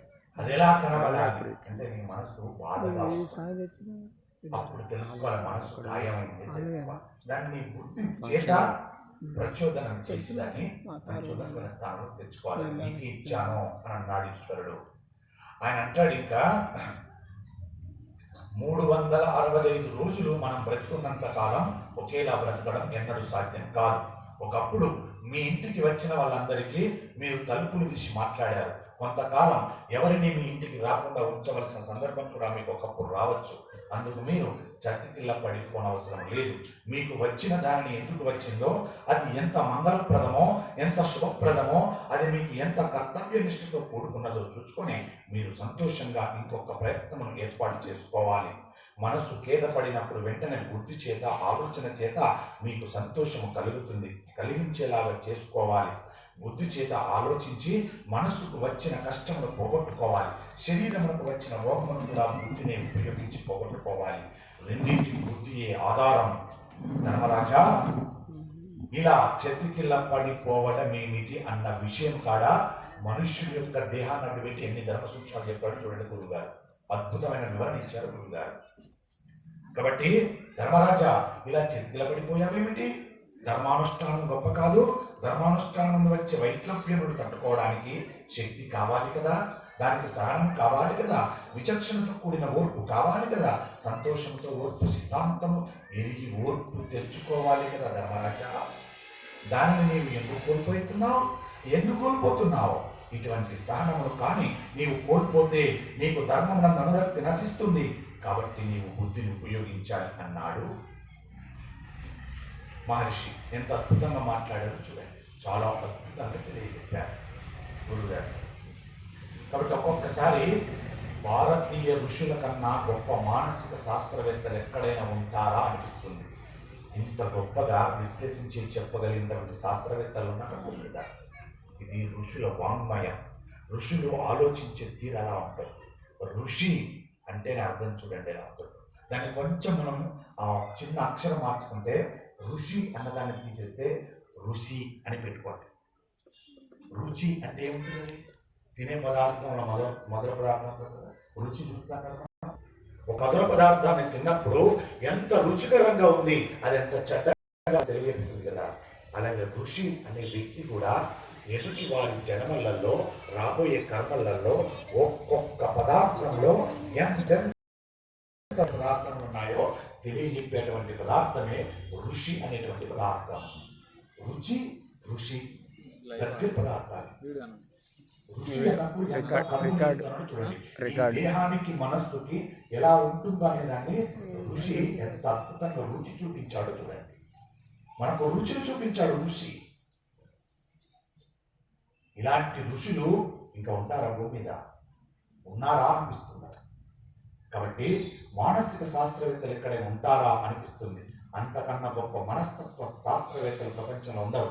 ఏ ఋషి మాట్లాడినా అలా ఉంటుంది. ధర్మరాజా, నీకు ఉన్నది పోయిందని, ఇప్పుడు లేదని, ఎవరినో ఏదో పోషించడానికి ఏదో కావాలని, అది లేకపోతే చేయలేనని నీ మనస్సుతో తుష్ట కలిగి ఉండవచ్చు. దాన్ని ఒక్కసారి పరిశీలించు. ధర్మరాజా, ఎందుకు బాధపడుతున్నావు? ఎందుకు కేద పెడుతున్నావు ఈ శరీరాన్ని? ఎందుకు బాధ పెడుతున్నావు నీ మనస్సును? బాధ పెట్టకు, ఆలోచన చేయి. బుద్ధి ఉంది కదా, దీంతో ఒక్కసారి ఆలోచించు అని అంటున్నాడు మహర్షి. ఇక్కడ ఒక మాట వాడాడు, తృష్ణ అనే మాట వాడాడు. తృష్ణ అనే మాటకు అర్థం ఏమిటంటే, ఎప్పుడు ఏది ఎంత అవసరమో అంత ఉండుట గృహస్థుడికి ఉండి సన్యాసిలా బ్రతకకూడదు. గృహస్థులా బ్రతకాలి. గృహస్థుకి కోరికలు ఉండడంలో తప్పు లేదు. ఎక్కడ ఈశ్వరుడు ఏది ఇచ్చాడో, ఏది కోరుకోవాలో అది కోరుకోవాలి. కోరుకోవడం తప్పు కాదు, అపరిమితమైనటువంటి కోరికలు ఉండడం తప్పు. తృష్ణ అంటే కోరిక. అంటే ఈ కోరికను ఎలా కోరమన్నాడు? కోరుకోమన్నాం కదా అని ఈ రాజ్యానికి అధిపతిని కావాలని కోరుకోవద్దు. కోరుకోమన్నాం కదా అని ధనరాశులు కావాలని కోరుకోవద్దు. ధార్మికమైనటువంటి తృష్ణ కలిగి ఉండాలి. ఏం ధార్మికమైనది? పరమేశ్వర, నాకు వరం ఇచ్చేవారు కోరుకోమన్నావు కదా, నా ద్వారా 10 మందికి అన్నం పెట్టే శక్తిని ప్రసాదించు చాలు. ఒరే, నీ అవసరం అది కాదురా. నీ అవసరం నీ భార్య పిల్లలకు అన్నం పెట్టాదురా. నేను దరిద్రంలో ఉన్నావురా, నీ అవసరం అదిరా. నువ్వు అది కోరుకోకుండా 10 మందికి అన్నం పెట్టాలని కోరుకోలేమిట్రా అని అంటాడు పరమేశ్వరుడు. చాలయ్యా, 10 మందికి అన్నం పెట్టే భాగ్యాన్ని ఇస్తే చాలు, నా జన్మ ధన్యం అని అన్నాం అనుకో. ఈశ్వరుడు ఒకసారి పరీక్షిస్తాడు, రెండోసారి పరీక్షిస్తాడు, మూడోసారి తదాస్తు, వీటితో పాటుగా నీ భార్య అనుకోనరా అంటాడు. కోరుకోమంటే తృష్ణ అలా ధర్మబద్ధమై ఉండాలి. కోరిక ధర్మబద్ధము కాని కోరిక ఏది కోరినా వినాశనానికి దారితీస్తుంది. కోరుకోమన్నా కదా అని డబ్బులు కోరామనుకో, ఈశ్వరుడు ఇవ్వకుండా కూడా మీరు బాబు పెట్టుకున్నాను. ఆయన ఇవ్వడానికి సిద్ధపడ్డాడు అంటే నువ్వేది కూడా ఇచ్చేస్తాడు. అయ్యా, నాకు వచ్చిన వైడూర్యాలతో కూడుకున్న పెద్ద గనిని నాకు ప్రసాదించంటే అలాంటి గని ఇస్తాను నీకు. వజ్ర వైడూర్యాలతో కూడుకున్నా ఇస్తాడు. కానీ ఒకరోజు నేను చంపేస్తాను. ఎవరు? దాన్ని ఇంకొకడు సొంతం చేసుకోవాలి కదా, అందుకు నేను చంపేస్తాడు. చాపుతావు, చావురా అనుకుంటాడు దేవుడు. నువ్వు బ్రతకాలంటే ఏం కోరుకోవాలి? నీ గురించి కోరాలి. 10 మందికి అన్నం పెట్టాలని కోరుకో, నువ్వు బ్రతికిపోతావు. అలా కాకుండా నేను బ్రతకాలని వజ్రాలే వైడూర్యాలు కోరుకుంటే చచ్చిపోతాను. ఇది చెప్తున్నారు. నీ తృష్ణ కోరిక ఎలాంటిదే ఉండాలి? ధర్మబద్ధమైనదే ఉండాలి. అధర్మంగా ఉండకూడదు. నీ కోరకు 10 మంది కోరుకో. అంటే అమితమైన కోరికలు ఉండడం తప్పు కాదు. కోరిక కోరు, ఇలాంటి కోరిక కోరు. కోరిక కోరకపోతే కూడా తప్పే. భగవంతుడు వచ్చాడు, నీకు కోరిక ఇస్తాను కోరుకో అన్నాడు. నాకేమద్దయ్యా, నేను వాటినే పిలిచినట్టు కూడా కోపంతో వస్తాడు. ఎందుకు పిలిచావురా అని మార్చేస్తాడు. అది కూడా తప్పే. కోరు, ధర్మబద్ధమైన కోరిక కోరుకో అన్నాడు. కాబట్టి తప్పు కాదు, అది తృష్ణ. కోరికకు తృష్ణకు తేడా ఉంది. చెప్పులు వేసుకోవడం కోరిక, చినాంతములు కట్టుకోవాలనుకోవడం తృష్ణ.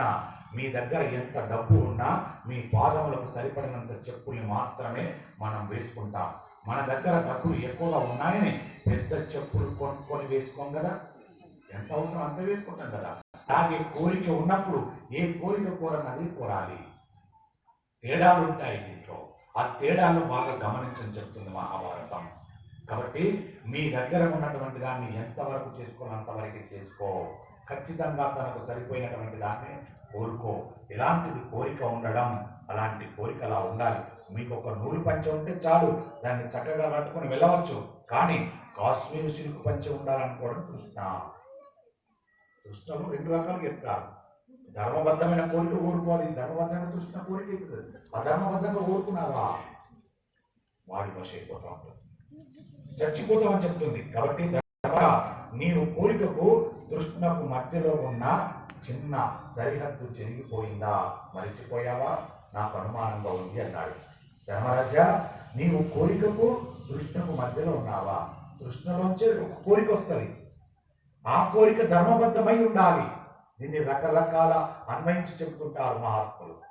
ఒక్కొక్కరు పదంలో చెప్తుంటారు. తృష్ణ అనే పదానికి, కోరిక అనే పదానికి కొందరు కలిపి చెబుతుంటారు, కొందరు విడమరిచి చెబుతూ ఉంటారు, కొందరు అర్థవంతంగా చెబుతుంటారు. ఒక తృష్ణ అనే పదాన్ని తీసుకొని గంట సేపు వివరించి చెప్పవచ్చు, అంత అద్భుతంగా ఉంటుంది తృష్ణ అనే పదాన్ని. కోరిక అన్న పదాన్ని కూడా గంట సేపు వివరించలేదు దానికి, కోరిక అన్నదాన్ని. తృష్ణ అన్న పదాన్ని వివరించి చెప్పవచ్చు, కోరిక అన్న పదానికి చెప్పలేదు. తృష్ణలో అంత ధర్మ సూక్ష్మాలు దాగి ఉన్నాయి, కోరికలో ఏం ధర్మ సూక్ష్మాలు లేవు, అంత వివరణిస్తుంటారు. కాబట్టి నీవు కోరికకు తృష్ణకు మధ్యలో ఉన్న చిన్న సరిహద్దు చెరిగిపోయిందా, మర్చిపోయావా, నాకు అనుమానంగా ఉందయ్యా అన్నాడు. కోరిక తృష్ణ అంటే, కోరిక అంటే ఏమిటి? ఈ వచ్చిన సద్బ్రాహ్మణులకు అన్నం పెట్టాలన్న కోరిక ఉండడం మంచిదే. కానీ తృష్ణ ఏమో పెట్టగలను పెట్టలేను అనేది వచ్చింది దగ్గరికి. పెట్టగలను అనేటువంటి ఆలోచన వస్తే అది ధర్మబద్ధమైనటువంటి కోరిక అవుతుంది, తృష్ణ కింద తెలుస్తుంది.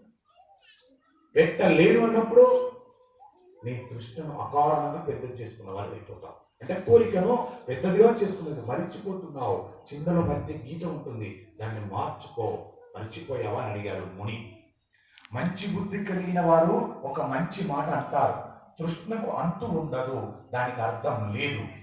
తృష్ణకు అంతు ఉండదు, కానీ అంతు ఉండాలి అంటారు. తృష్ణను వివరించాల్సి వస్తే దానికి ఇంతే ఉండాలి. 10 మందికి అన్నం పెట్టే భాగ్యం నాకు ప్రసాదించు. ఇది ఒక ధర్మబద్ధమైనటువంటి కృష్ణ కోరిక. అలా కాకుండా ఉన్నదంతా నాకే ఇవ్వు, ఇది కూడా కృష్ణ కిందికే వస్తుంది, కోరిక కిందికి వస్తుంది. కానీ ఇది నా చావుకు కారణం, అధర్మబద్ధమైంది. అంటే ఇక్కడ అంటున్నారు, ఇంకా కృష్ణ గురించి మాట్లాడుతున్నారు, దానికి అర్థం లేదు.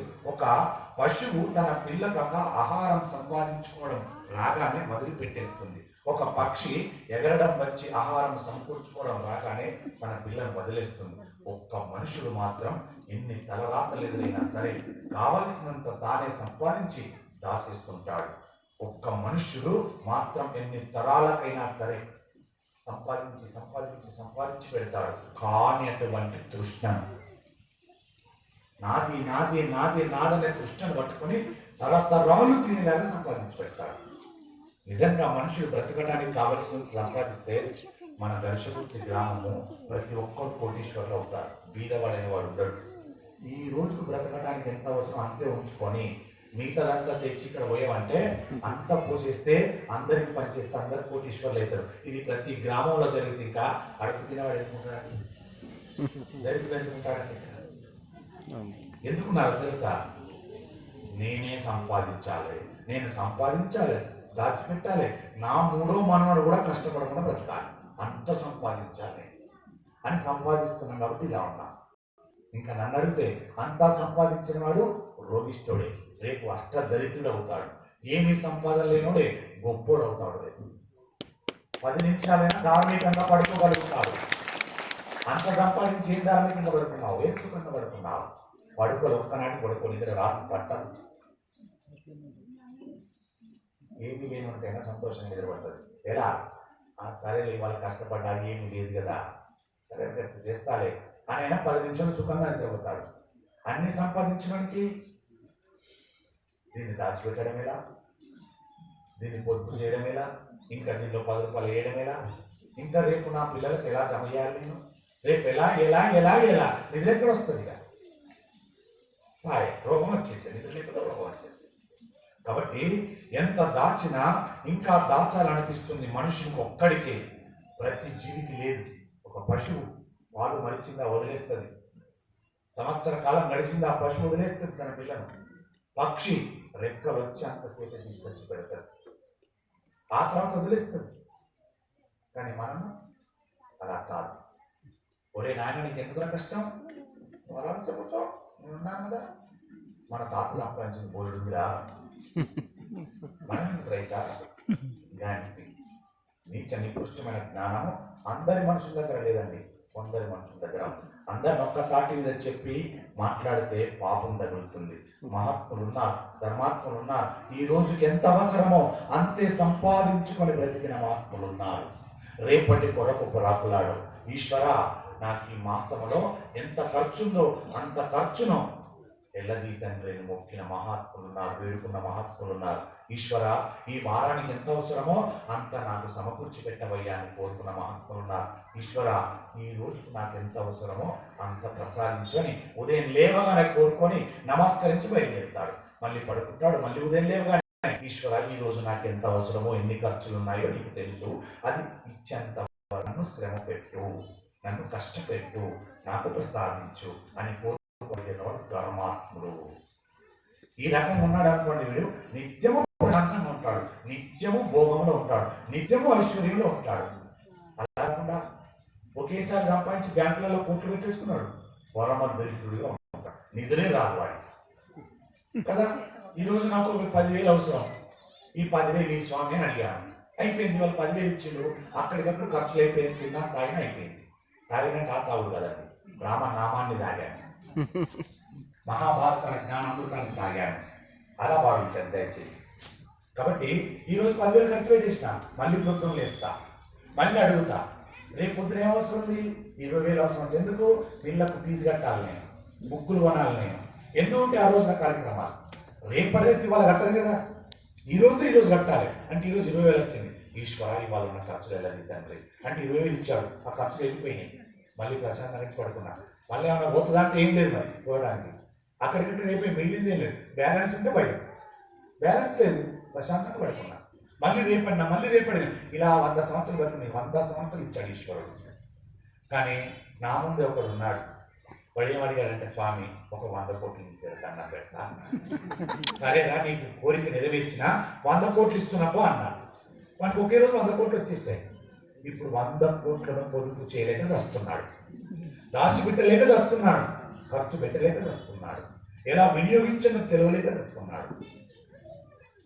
అంటే ఇప్పుడు ఏది ఇట్లా ధర్మబద్ధంగా ఉందండి, ఏది ఆరోగ్యకరంగా ఉంది? ఏ రోజు కాదు జరుపుకోవడమే ఆరోగ్యకరంగా ఉంది. అని అడుక్కోవాలంటే తప్ప ఒకేసారి వస్తే మనం బ్రతకలేము. కాబట్టి ఆయన మాట్లాడాడు, ఆ రకంగా భోగం అనుభవించడానికి కావలసిన సమస్త సముదాయాల రాశికి అర్థం అని పేరు. ఇక మీరు ఎన్ని సంపాదించుకుంటూ వెళ్తున్నా ఇక చాలు అని అనిపించదు. డబ్బు తృష్ణలను పక్కన పెట్టినట్లయితే ఈ 2 చాలు అన్న మాటతో ఆగవు. ఇవాళ ఒక కోరిక కోరాడు, దానికి దగ్గర డబ్బు తెచ్చాడు, మళ్ళీ ఇంకొక కోరిక పుడుతుంది, ఆ కోరిక తీర్చడానికి మళ్ళీ డబ్బు పట్టుకొస్తాడు, ఆ డబ్బు కోసం మళ్ళీ పరిగెడతాడు, మళ్ళీ తెస్తాడు. ఇలా ఏదో ఒక కోరికలతో తెచ్చుకోవడం పరుగులు పెడుతూనే ఉంటాడు. కాబట్టి తృష్ణ అంటే ఆపజాలనేది అని అర్థం. ఆపజాలనే దానికి నువ్వు ఆపాలి అంటే ఏం చేయాలి? తృష్ణ కలగగానే 10 మందికి అన్నం పెట్టే వాక్యాన్ని ప్రసాదించు పరమేశ్వర అనే తృష్ణను శుభాన్ని దానికి అంతులేదు. తృష్ణకు అంతు ఉండాలి, ఆగాలంటే ఇలా కోరుకో అని చెప్పారు. కాబట్టి ఆపజాలనిది తృష్ణ అంటే ఆపజాలనిది. తృష్ణ అన్న మాట వినగానే మనకు మృగతృష్ణ గుర్తుకు రావాలి. మృగతృష్ణ అంటే అర్థం పశువు గుర్తుకు రావాలి, లేదా పక్షి గుర్తుకు రావాలి. తృష్ణ అని చెప్పగానే ఇవి గుర్తుకు రావాలి, లేదా పరమ ధార్మికులు ఉన్నారు మనుషులలో, అలాంటి ధార్మికులు గుర్తుకు రావాలి. ఒక ధార్మికుడు ఉన్నాడు, ఆయన ఏం కోరుకుంటాడు? తృష్ణ ఆయనకుంది. ఆయన కోరిక ఏమిటి? 10 మందికి అన్నం పెట్టాలని కోరుతాడు. ఎప్పుడు ఆయన తృష్ణ అదే. 10 మందికి అన్నం పెట్టాలంటే కోరిక చాలిపోయింది, అక్కడికి వెళ్ళదు, అక్కడికి ఆ రోజు సరిపోయింది. ఈ రోజు కావాల్సింది చాలు అని తృష్టున్నవాడు వాడిని గుర్తు చేసుకో. ఈ నెలకు సంబంధించింది ఇస్తే చాలనుకో, అది కూడా ఆపగలిగినటువంటి తృష్ణ. అలాంటి వాడిని గుర్తు చేసుకో అంటుంది మనుషులలో అయితే, లేదా పశువును గుర్తు చేసుకో అంటుంది. మృగ తృష్ణ గుర్తుకు రావాలి. నిజమైన తృప్తి దానిలో లేదు. మృగ తృష్ణ పరిగెత్తించి చంపేస్తుంది. తృష్ణ, మృగ తృష్ణ, దాని వలన సుఖం ఉండదు, తాను అనుభవించేది ఉండదు. అలా పరిగెడుతూ ఉంటాడు. చూడడు మీరు ఈశ్వరుడు మీరు ఎప్పుడు సంపాదించారన్నది చూడడు. ఎప్పుడు ఎలా సంపాదించారు, ఎంత సంపాదించారని చూడడు పరమేశ్వరుడు. ఎంత ధార్మికంగా సంపాదించారు, ఎంత అర్థవంతంగా ఉపయోగించారు, ఈ తృష్ణను ఎక్కడి వరకు ఆపగలిగారు, ఈ తృష్ణను ఎక్కడి వరకు సాగదీశారు అనేదాన్ని చూస్తూ ఉంటారు. ఒక్కొక్కరు ఒక్కొక్క కోణంలో అర్థాలు వివరిస్తుంటారు ఒక్కొక్క పదానికి. కాబట్టి ఎలా సంపాదించారన్న దాన్ని చూస్తూ ఉంటాడు. ఎలా సంపాదించారన్నది జీవుడితో కారణం వస్తుంది. ఎంత సంపాదించారన్నది శరీరం పడిపోయిన తర్వాత బిడ్డలకు పెడుతుంది. మీరు సంపాదించిన దాన్ని మీ బిడ్డలు సమానంగా భావించి తీసుకుంటారు. ఎలా సంపాదించారన్నది జీవుడి వెంట పాపం వెళ్ళిపోతుంది. ఎంత అద్భుతమైన మాట చెప్పారు చూడండి. నేను 1 కోటి రూపాయలు సంపాదించాను, నాకు 4 కొడుకులు, 4 ఇళ్ళు కట్టాను, 1 కోటి రూపాయలు సంపాదించాను. ఈ 1 కోటి రూపాయలు సంపాదించడానికి సర్వ పాపాలను చేశాను. పాపం చేయండి మాత్రం ఈ కాలంలో అతిగా డబ్బు సంపాదించడం అనేది లేదు. నేను ఒప్పుకోడు కూడా, అస్సలు ఒప్పుకోను. బాగా ఒప్పుకోను. ఎందుకంటే తెలుసా, ఇంకో రకంగా సంపాదించచ్చేమో. ఏ రకంగా? నా తాతలు సంపాదించిన జాగాలు ఏమైనా ఉంటే, ఆస్తులు ఏమైనా అమ్ముకుంటే కోటీశ్వరుని కావచ్చు. అలా కావచ్చేమో నేను కోటీశ్వరుని. కానీ సంపాదించి ఇప్పటికిప్పుడు కోటీశ్వరుని అయ్యాను, సంవత్సరం తిరిగినంటే అధర్మముతో సంపాదిస్తే నువ్వు కోటీశ్వరుడు అయితే తప్ప ధర్మంగా సంపాదించిన వాడు కోటీశ్వరుడు అనేది ఎక్కడా లేదు, ఎవ్వరు లేదు. ఇది నిర్మోహమాటంగా చెప్పగలం, తప్పేం లేదు. దీంట్లో ఉన్న విషయమే చెప్తున్నాం, తప్పేమేం లేదా? బాగా చెప్తాను. ధార్మికంగా సంపాదించి కోటీశ్వరుడు అవుతుందా? కాలేదు. అందుకే అంటారు, ఎలా సంపాదిస్తున్నాను చూడండి పరమేశ్వరుడు. ఏమి చేసి సంపాదించాను చూస్తారు. ఇప్పుడు 4 కోట్లు సంపాదించాను, 4 ఇళ్ళు సంపాదించాను, కాలం చేశాను. సర్వ పాపాలు చేసి సంపాదించాక కాలం చేశాను. నాతో ఏమొస్తుందని అడిగాడు. ఈ 4 కోట్లు 4 ఇళ్ళు సంపాదించడానికి ఎన్నెన్ని అధర్మ కార్యక్రమాలు చేశావో అవన్నీ నీతో వస్తాయిరా. నువ్వు సంపాదించిన కోట్లు రావురా. ఆ కోట్లను బతుకున్న నీ కొడుకులు నిన్ను తిట్టుకుంటానో గౌరవించుకుంటానో, మంచి ధార్మికమైన కుటుంబం అయితే నిన్ను గౌరవిస్తూ 4 కోట్లు పంచుకుంటారు. వాళ్ళ పాపం ఏం పోదు, పాపం నీ ఎంబడే వస్తుంది. అన్నప్పుడు ఏం చేయాలి? నువ్వు సంపాదించిన దాంట్లో ఇంతైనా ధర్మానికి కాపాడుకో, పరధర్మానికి వినియోగించుకో అని చెప్తున్నారు. ప్రతిరోజు చెప్తుంది మహాభారతం, రోజు వింటున్నాం. వినగా వినగా వినగా ఒక రోజు నాడు ఈ ఆత్మ వీడు చెప్పి చెప్పి చెప్పి నన్ను బండమార్చాడు. కాబట్టి ఈ లాస్ట్ చివరి రోజునైనా 126 రోజుల మహాభారతం చివరి రోజునైనా ఒక్కరు పడతారు తప్పకుండా. నడుస్తానంటే వాడు దృష్టి మారుతుంటారైనా. అందుకే తాపత్రయం చెప్పగానే అందరు మారాలనేం లేదు. అందరిని మార్చడానికి ఇక్కడ కూర్చోలేదు, నన్ను నేను మార్చుకోవడానికి కూర్చున్నాను. మహాభారతం మీ సమక్షంలో చదువుకొని నన్ను నేను ఉద్ధరించుకోవడానికి కూర్చున్నాను ఇక్కడ, అంతే తప్ప నేను మనందరిని ఉద్ధరించేటువంటి గొప్ప జ్ఞానం ఉన్నవాడిని కాదు అంటున్నాను. మీరు మహాజ్ఞానులు, మీరు తెలియదంటే ఏమి లేదు, మీకు అన్నీ తెలుసు. తెలియని వాడిని అంటే నేనే. కాకపోతే ఏంటంటే ఒక్కడిని కూర్చొని చదువుకుంటే జ్ఞానం రాదు కదా, 10 మందిని కూర్చొని పెట్టి చదివితే జ్ఞానం వస్తుందన్న భావనతో స్వార్థంతో చదువుతున్నటువంటి మహాభారతం ఇది. కాబట్టి నీ కోరిక అలా అయిపోతుంది. ధనం వలన చాలా ఇబ్బందులు వస్తాయి. నీవు సంపాదించిన దాంట్లో పాపం మాత్రమే నీ వెంట వస్తుంది. దాన్ని ఉత్తర జన్మలో నువ్వు అనుభవించాల్సి వస్తుంది. ఈ జన్మలో సంపాదించింది నీ పిల్లలు అనుభవిస్తున్నారు, కానీ దాంట్లో వచ్చిన పాపము ఉత్తర జన్మలో మళ్ళీ నువ్వే అనుభవించాలి. ఇప్పుడు ఎప్పుడు పాపం చేయవచ్చునా? చేస్తారా? అయినా చేస్తారు. ఎందుకో తెలుసా? మాయలో ఉంటాడు మనుష్యుడు. మాయకు పరవశుడై దాంట్లోనే కొట్టుకుపోతుంటాడు. ఎన్ని చెప్పినా ఇది పాపమురా పాపమురా అని చెప్పినా మళ్ళీ దాంట్లోనే చేస్తూ ఉంటాడు. కాబట్టి పరిగెడుతూ పరిగెడుతూ పరిగెడుతూ ఉంటాడు మనుష్యుడు. అలా దుఃఖ కారణమై తను అలసిపోతూ ఉంటాడు. అలసిపోయిన ఆగడు, పరిగెడుతూనే ఉంటాడు. అదే నిన్న 10 లక్షలు సంపాదించావురా, 10 మంది వచ్చి తిట్టారా నిన్ను, అయినా ఇప్పుడు బుద్ధితో బతుకుతాను బతకాడు. మళ్ళీ 20 లక్షలు ఇలా సంపాదించగలుగుతుంటాడు. నిన్న ఇది తప్పని చెప్పారు, స్టేషన్ పిలిపించారు, ఇలా మోసం చేశామని చెప్పారు, ఇక నేను సంపాదించాను. నేను ఒక చాలా దారుణమైన మాట విన్నాను ఒక చోట. అది ఎంత నాకు ఒళ్ళు జల్దరించిన మాట వింటే. ఒక అతడు ఒకరిని మోసం చేసి 20 లక్షలు సంపాదించాడు. సంపాదిస్తే తను తీసుకెళ్ళి జైల్లో వేశారు. వేస్తే తను తీసుకెళ్ళి జైల్లో వేస్తా అంటే కేసు కాకుండా జైలు వేసిన తర్వాత తను బెయిల్ మీద బయటకు వచ్చాడు 2 నెలలకు 3 నెలలకు. వచ్చి ఇప్పుడు ఆయన ఏం మాట్లాడుతున్నాడు తెలుసా, అంతా ఆయన ఇంటి నిండా డబ్బులే ఉండేవి, వాళ్ళ భార్య పిల్లలు డబ్బులే చూస్తుండేవారు. ఆయన బయటకు వచ్చిన తర్వాత చాలామంది అనుకున్నారట దీంతో ఇక మారుతాడు, మారి ఇకనైనా ధర్మ మార్గంలో సంపాదించుకుంటాడు డబ్బులు అనుకున్నారట. ఆయన బయటకు వచ్చి ఏం మాట్లాడుతున్నాడు తెలుసా, నిజంగా నేను కనుక జైలుకు వెళ్ళకపోతే అదే 20 లక్షలు ఉండేవాడిని, కానీ జైలుకు వెళ్ళొచ్చిన తర్వాత నాకు ఇవాళ తెలిసింది ఇంకా 50 లక్షలు ఎలా మోసం చేసి సంపాదించవచ్చో నాకు తెలిసి వచ్చింది. ఇప్పుడు సంపాదించింది 50 లక్షలు అన్నమాట. ఎంతసేపు అయ్యా అలాంటి 20 ఎలా సంపాదించాలో తెలిసి వచ్చింది. అప్పుడు ఒక్క రోజులో సంపాదించిన 20 లక్షలు ఇప్పుడు ఒక గంటలో సంపాదిస్తారు 50 లక్షలు అన్నాడు. అది పోతే పాయ చేస్తా అన్నాడు. ఎంత దారుణండి మాట అనవచ్చునా? అంటే మాయ కమ్మిందా లేదా? అతడు లోపల పడ్డా కూడా ఇంకే మాయలకు వెళ్ళిపోతున్నాడు, ఇంకా దరిద్రమైన మాయలకు వెళ్ళిపోతున్నాడు. 20 చేసినా తప్పేం పెట్టదంటే 50 చేస్తే గంటలు తెస్తా అంటున్నాడు. అంటే ఎంత మోసం చేస్తే రావాలి 50 లక్షలు? కష్టపడి సంపాదించి వస్తాయి 50 లక్షలు రావు. కానీ ఆ పాపం ఏమైతుంది, నిన్ను ఉత్తర జన్మలలో పట్టి పీడిస్తాయి, నరకాన్ని పొందుతావు. కానీ 50 లక్షలు నీ భార్య పిల్లలు సంతోషంగా అనుభవిస్తారు.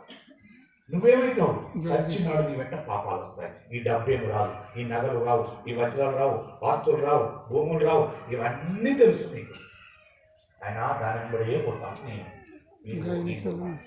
కాబట్టి ధనం వలన ఇబ్బందులు ఉంటాయని చెప్పాడు శౌనక మహర్షి చెప్పాడు. ఆకాశంలో ఎగిరే పక్షులు మాంసం కొరకు చూస్తూ ఉంటాయి, ఆకాశంలో గ్రద్ద ఎగురుతూ ఉంటుంది, దాని మాంసం మీదనే ఉంటుంది. కోడి పిల్ల అందమును, దాని ఉచితనమును, అమాయకత్వమును, ఏమీ తెలియని దాన్ని పసితనమును అది చూస్తుందా? మనం ఏం చేస్తాం, కోడి పిల్ల, చిన్న కోడి పిల్ల, దాన్ని చూసి ఏం చేస్తాం, అని ముద్ర వెళ్తాం మనం. కోడి పిల్ల అదే గద్ద దాని అందరైన రూపం చూస్తుందా, దాని రంగు చూస్తుందా, దాని బుద్ధితనాన్ని చూస్తుందా?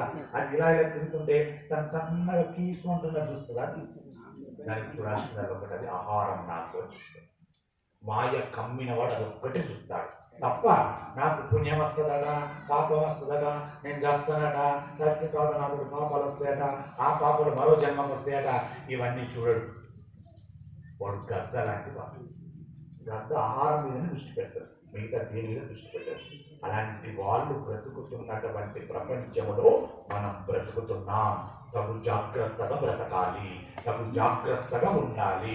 తొందరపడి మాయకు నమ్మి పోయావా, రేపు ఉత్తర జన్మలలో పరమ దరిద్రాన్ని పొందుతామని చెప్తుంది. కాబట్టి అక్కడే వెతుకుతున్నటువంటి దానికి గద్ద తినాలని చూస్తుంది, ఏమీ తెలియని పసితనం దానికి కనబడదు. లేక మాంసం తినాలని గద్ద చూస్తుంది. అక్కడే వెడుతున్నటువంటి కుక్కకి దానిలోని మాంసమే కనబడుతుంది, పిల్లికి దానిలోని మాంసమే కనబడుతుంది. ఇంకొక 6 నెలల్లో అది పెద్దదైతే తను తినడానికి పనికొస్తుందనే యజమాని కూడా దానిలోని మాంసాన్ని చూస్తారు. అంటారేంటి, కోళ్ళని పెంచి కోసుకొని తినవాలేరా? అంటే ఎన్ని జీవాలు చూస్తుందో చూడండి. ఒక జీవి లోపల దాన్ని అందాన్ని ఎవ్వరు చూస్తలేదు, దాంట్లో ఉన్న మాంసాన్ని మాత్రం చూసుకోవాలి. పుట్టినప్పటి నుండి గద్ద చూసింది, పిల్లి చూసింది, కుక్క చూసింది, అది పెరిగి పెద్దదైతే మనుషుడు చూస్తున్నాడు.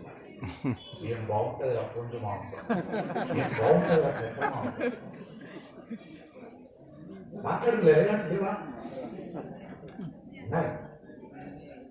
అంటే తినడానికి పనికొస్తుందని యజమాని తనలోని మాంసమే కనబడుతుందన్నట్టుగా ప్రతి వాడికి దానిలోని మాంసమే కనబడుతుంది. ఆ కోడి పిల్ల తింటున్నది, తిరుగుతున్నది, తన కాళ్ళతో పెంట పోగులు దులిపి పురుగులను తిని తన మాంసం పెంచుకుంటుంది. ఎవరి కోసం? తన మాంసం ఎవరి కోసం పెంచుకుంటుంది? అలా ఏం చేసినది? పెంటను తవ్వి పురుగులను తిన్నది. దీని ఎవరి కోసం పెంచుకుంటుందంటే గద్ద గాని, పిల్లి గాని, కుక్క గాని, యజమాని గాని దాని మాంసం తినేయొచ్చు. కనబడ్డ వాటికి దానిలోని మాంసం కనబడట్టు చూసే వాళ్ళందరికీ కూడా డబ్బు ఉన్నవాడికి దగ్గర ఉన్న డబ్బు మాత్రమే కనబడుతుంది. డబ్బు మదం ఉన్నవాడికి డబ్బే కనబడుతుంది, ఒక్కొక్కటి కనబడదు. ఎవరైనా ఆపదలో వెళ్ళి అయ్యా చాలా కష్టాల్లో ఉన్నానయ్యా, దండం పెడతా, 1,00,000 రూపాయలు, 10,000 ఇవ్వాలంటే వాడికి డబ్బులోంచి వచ్చే మదం కనబడుతుంది. ఆ మదము ఎదుటి వారి శరీరాన్ని కొనాలని చూస్తాడు. ఎంత దారుణం అంటే చూడండి. ఆ కోడి పిల్లలో ఉన్న మాంసాన్ని పిల్లి, కుక్క, గద్ద మనుషులలా చూశాడు. డబ్బు ఉన్నవాడు ఆ మదంలోంచి చూస్తాడు. వాళ్ళ దగ్గరికి వెళ్ళకండి, దయచేసి చావనైనా చావాలి, కానీ డబ్బున్న వాడి దగ్గరికి వెళ్ళి మాత్రం అర్థించకండి అని చెబుతుంది మహాభారతం. ఎందుకు తెలుసా? నీవు తాకట్టు పెట్టుకున్నట్టు అక్కడ వాడు అదే అడుగుతాడు, నిన్ను ఇస్తా 10,000 ఏమి ఇస్తావంటాడు మదంలోంచి. అదే ధార్మిక గుణం కలిగిన వాడు నువ్వు అంతకుండా వస్తుంది. అయ్యో పాపం తల్లి, అయ్యో పాపం పురుషోత్తముడు ఎంత బాధపడుతున్నాడు, ఏం బాధ కలిగిందో, నాకు 1,00,000 రూపాయలు ఉన్నాయి, ఇది ఉంటే ఏం లాభం వస్తుంది? అమ్మా నీకు 10,000 అవసరం అన్నా కదా, నాకు 5,000 ఉన్నాయమ్మా, వాడుకో, బాగుపడి తల్లి, మంచిగా తాత తెచ్చి అన్నవాడు ధర్మాత్ముడు. అలా కాకుండా ఇంకొకడు ఉంటాడు. ఎలా ఉంటాడు తెలుసా? ఆపదలో ఉన్న ఇంకొకడు అడుగుతుంటే ఇట్రండి మీరు బాధపడకండి, ఇట్రండి, మీకు ఎంత కావాలి? 10,000. దిగులు పడకు, బాధపడకు, నేనున్నాను నీకు, ఇగో 50,000 ఇస్తున్నా, తీసుకో, మంచి కష్టపడు, సంపాదించు, మళ్ళీ తిరిగి ఇవ్వకు, అవసరం లేదు, నువ్వే ఉంచుకో, కష్టపడు, బాగుండు అని చెప్తాడు. వీడు ఎవరో తెలుసా? అతి మంచివాడు. వీడి వల్ల కూడా ప్రమాదమే. అతి మంచివాడి వల్ల కూడా ప్రమాదమే, మంచివాడి వల్ల ఏ ప్రమాదం లేదు. ఎందుకో తెలుసా? అమ్మా నీకు 10,000 అవసరం ఉన్నాయి, నాకు రా, ఉన్నాయి, ఇక్కడ నాకు ఇవ్వలేదు, నా ఖర్చు నాకున్నాయి, 5,000 ఇస్తున్నా, దీన్ని వాడుకో, చక్కగా ఉపయోగించుకో, బాగుపడు, మళ్ళీ తిరిగి తెచ్చివమ్మా అన్నవాడు మంచివాడు. ఎందుకు? పని నేర్పుతున్నాడు వీడు. 5,000 ఇచ్చి ఇంకా కొంతదాన్ని కష్టపడి చెప్తున్నాడు, పని నేర్పుతున్నాడు మంచివాడు. చెడ్డవాడు 50,000 ఇచ్చి భ్రష్టు పట్టిస్తున్నాడు, తిరిగి మళ్ళీ ఇవ్వాల్సిన అవసరం లేదు అంటున్నాడు. అంటే 50,000 తోటి చెడ్డ పనులు చేస్తాడు, తిరిగి ఇవ్వాల్సిన భయం లేదు, ఏ పని చేయాల్సిన అవసరం లేదు. ఒకవేళ పని చేసినా అది నష్టపోయినా బాధ లేదు, ఎందుకో తిరిగి ఇవ్వాల్సిన అవసరం లేదు. అతి మంచితనం ఉన్న వాడి వల్ల కూడా ద్రోహమే అని చెప్పింది. మంచితనం ఎప్పుడు కానీ వేలు పెట్టి చూపిస్తుంది, ఈ దారి పోతే ఈ దారి ఉంటుంది, అలా వెళ్ళిపోయి చెప్తాను. అతి మంచితనం ఉన్నవాడు చేతు పట్టుకొని చూసిన వీళ్ళని నమ్మద్దు. అతి మంచి గుణం ఉన్నవాళ్ళు వీళ్ళు. అతి మంచి గుణం ఉన్నవాళ్ళు పనికి రారు భూమి మీద. మంచితనం ఉన్నవాడు మాత్రమే పనికి వస్తాడు. అందుకోసమని వారు ధర్మరాజా అక్కర్లేదంటున్నావు కదా, నీవు ధనం లేదని దుఃఖపడుతున్నావేమిటి? అతని దగ్గర డబ్బు కావాలి, కానీ ఆ మాటకు కుదరదు. ధనమునకు సంబంధం లేదు. ధనమునకు సంబంధం ఉందా? ఉంది. నేను ధర్మం చేయాలనుకుంటున్నా, డబ్బు కావాలి కదా, కానీ లేదు అంటారు. ధర్మానికి డబ్బు అవసరం లేదంటారు. ధర్మం చేయాలనుకుంటున్నా, డబ్బే కావాలి. ఎలాంటి డబ్బు కావాలి? పరధర్మాన్ని బట్టి కూడా డబ్బు సంపాదించి ధర్మం చేయవచ్చు, దానం చేయవచ్చు. ఉంటేనే అవసరం లేదు. నా దగ్గర డబ్బు ఉంటేనే దానం చేయాల్సిన అవసరం లేదు. మనం చేశారు కదా, ఓ కుటుంబానికి చేశారు. ఎంత అద్భుతంగా పరధర్మాన్ని పట్టుకున్నారు నా తల్లిదండ్రులు, చిన్నపిల్లలు కూడా, పెద్ద వాళ్ళు కూడా 1,14,000 రూపాయలు తీసుకొచ్చారు పరధర్మాన్ని అనుసరించి. ఎంత అద్భుతం! దానికి మీ డబ్బు ఇవ్వలేదే, డబ్బు అవసరం లేదు. ధర్మానికి డబ్బుకు అవసరం సంబంధమే లేదు. ధర్మమునకు సంబంధం లేదు. ధర్మం నిన్ను కాపాడుతుంది. అసలు సుఖంగా ఉండటానికి ధర్మమే హేతువు. ధర్మమైనటువంటి ధర్మబద్ధంతో సమానము కాబట్టి దాని గురించి పెట్టుకోవద్దు. ధర్మరాజా, డబ్బు లేదని బాధపడతారండి. దానము చేయాలన్న గుణం ఉంది కదా నీ దగ్గర, పెట్టాలన్న ధర్మం గుణం ఉంది కదా నీ దగ్గర, వీరికి పెట్టాలన్న ధార్మికమైన గుణం ఉంది కదా నీ వద్ద, అదే వస్తుంది డబ్బు, బాధపడకన్నాడు శౌనక మహర్షి ధర్మరాజుతో మాట్లాడుతున్నాడు ఇవన్నీ మాటలు. దాన్ని అంతే వివరంగా అంతే లైఫ్ టెలికాస్ట్గా గురువులు పూజశ్రీ చాలంటి కోటేశ్వర గారు వివరించి చెబుతున్నారు, మనకు అద్భుతమైనటువంటి వివరించుతున్నారు. కాబట్టి ఇప్పుడు ఈ మాటలు విన్నటువంటి ధర్మరాజుకు బెంగపోయింది. నిజం, చివరి మాటతో తనకు కలిగింది. ఏమి కలిగింది? పెట్టాలన్న ధర్మం ఉంది కదా, ధనం ఎందుకు నాకు? ఇక పెట్టాలన్న ధర్మం అనే గుణం ఉంది నా దగ్గర, చాలు. డబ్బు చేస్తుంది, పెట్టగలుగుతాను. డబ్బుంటే పెట్టగలనా? డబ్బుతో కొనగలనా? ఇప్పుడు కూరగాయ కొనాలి, డబ్బుంటేనే కొంటావా? డబ్బు లేదు కొనలేవా? అంటే ఈ ఆలోచన ఉన్నవాడు డబ్బుంటేనే ఉన్న ఆలోచన ఉన్నవాడు కొనలేడు. కానీ ధర్మం ఉన్నవాడు కొంటాడు. ధర్మరాజు లాంటి వాడు కొంటాడు. అంటే తెస్తాడు. ఎలా? అమ్మా, మా ఇంటికి 10 మంది అతిథులు వచ్చారమ్మా, వారికి భోజనం పెట్టాలమ్మా, నా దగ్గర ఏమి లేదు తల్లి, అతిథి దేవో భవ అని వచ్చి అర్పిస్తున్నానమ్మా, దయచేసి మీ పాదపద్మంలో నమస్కరిస్తున్నానమ్మా, 1 కిలో బీరకాయలు ఇవ్వండి అమ్మా, నా దగ్గర ఏమీ లేదమ్మా ఇవ్వడానికి, 10 మందికి అన్నం పెట్టాలనుకుంటున్నామ్మా, ఆ పుణ్యం నీకు చేకూరుతుందమ్మా అని యథార్థాన్ని నీవు చూపించినట్టయితే ఆ తల్లి కిలో కాదు 10 కిలోలు ఇస్తుంది. ఇప్పుడు డబ్బుతో కొన్నావా? దాన్ని ధర్మముతో కొన్నావు. ధర్మాన్ని చేసేటానికి ధనం ఎందుకు అయ్యా అన్నాడు ఇచ్చినంత మహర్షి. ధర్మరాజు ఇక్కడ వెళ్ళింది ధర్మరాజు గారికి. అవును, ఇది కదా కావాల్సింది. అంటే ఇప్పుడు ఎవరిని అర్థించాలి? కూరగాయలు ఎక్కడ అమ్ముతున్నారో వాళ్ళ దగ్గర. అందులో ఎక్కడికి? నీకు బీరకాయలతో అన్నం పెట్టాలన్నావు, బీరకాయలు ఎవరు అమ్ముతున్నారో వాళ్ళ దగ్గరికి వెళ్ళి అర్పించాను. అలానే తోటకూర అమ్ముతున్న వాళ్ళ దగ్గరికి బీరకాయలు అర్పించకూడదు. అంటే ధర్మరాజు ఆంతర్యం ఏమిటి? ఇప్పుడు నాకు ధనం అక్కర్లేదు, కానీ అన్నం పెట్టాలి. ఎలా పెట్టాలి? ఎవరిని అర్థించాలి? ఇది అర్థించే వాళ్ళని అర్థించాలి అని అర్థిస్తాడు. ఎలా ఆయన అంటాడు, ఇది విని ధర్మరాజు గారు, నేను డబ్బు లేదని బెంగ పెట్టుకోలేదు, నా ధర్మం తప్పిపోతున్నదని నేను బెంగ పెట్టుకుంటున్నాను అన్నాడు. అంటే ఎలా అర్థించను మర్చిపోయాడు మాయలోపడి ధర్మరాజు గారు. ఇక్కడ బాధపడ్డాడు. బాధపడి ఆయన అంటున్నాడు, శౌనక, నేను ఎందుకు బాధపడుతున్నానో తెలుసా? నేను సుఖపడటానికి, నేను సంతోషంను అనుభవించడానికి డబ్బు లేదని ఏడవడం లేదు. నేనున్న గృహస్థాశ్రమునకు సంబంధించిన ధర్మము పోతున్నదని ఏడుస్తున్నాను.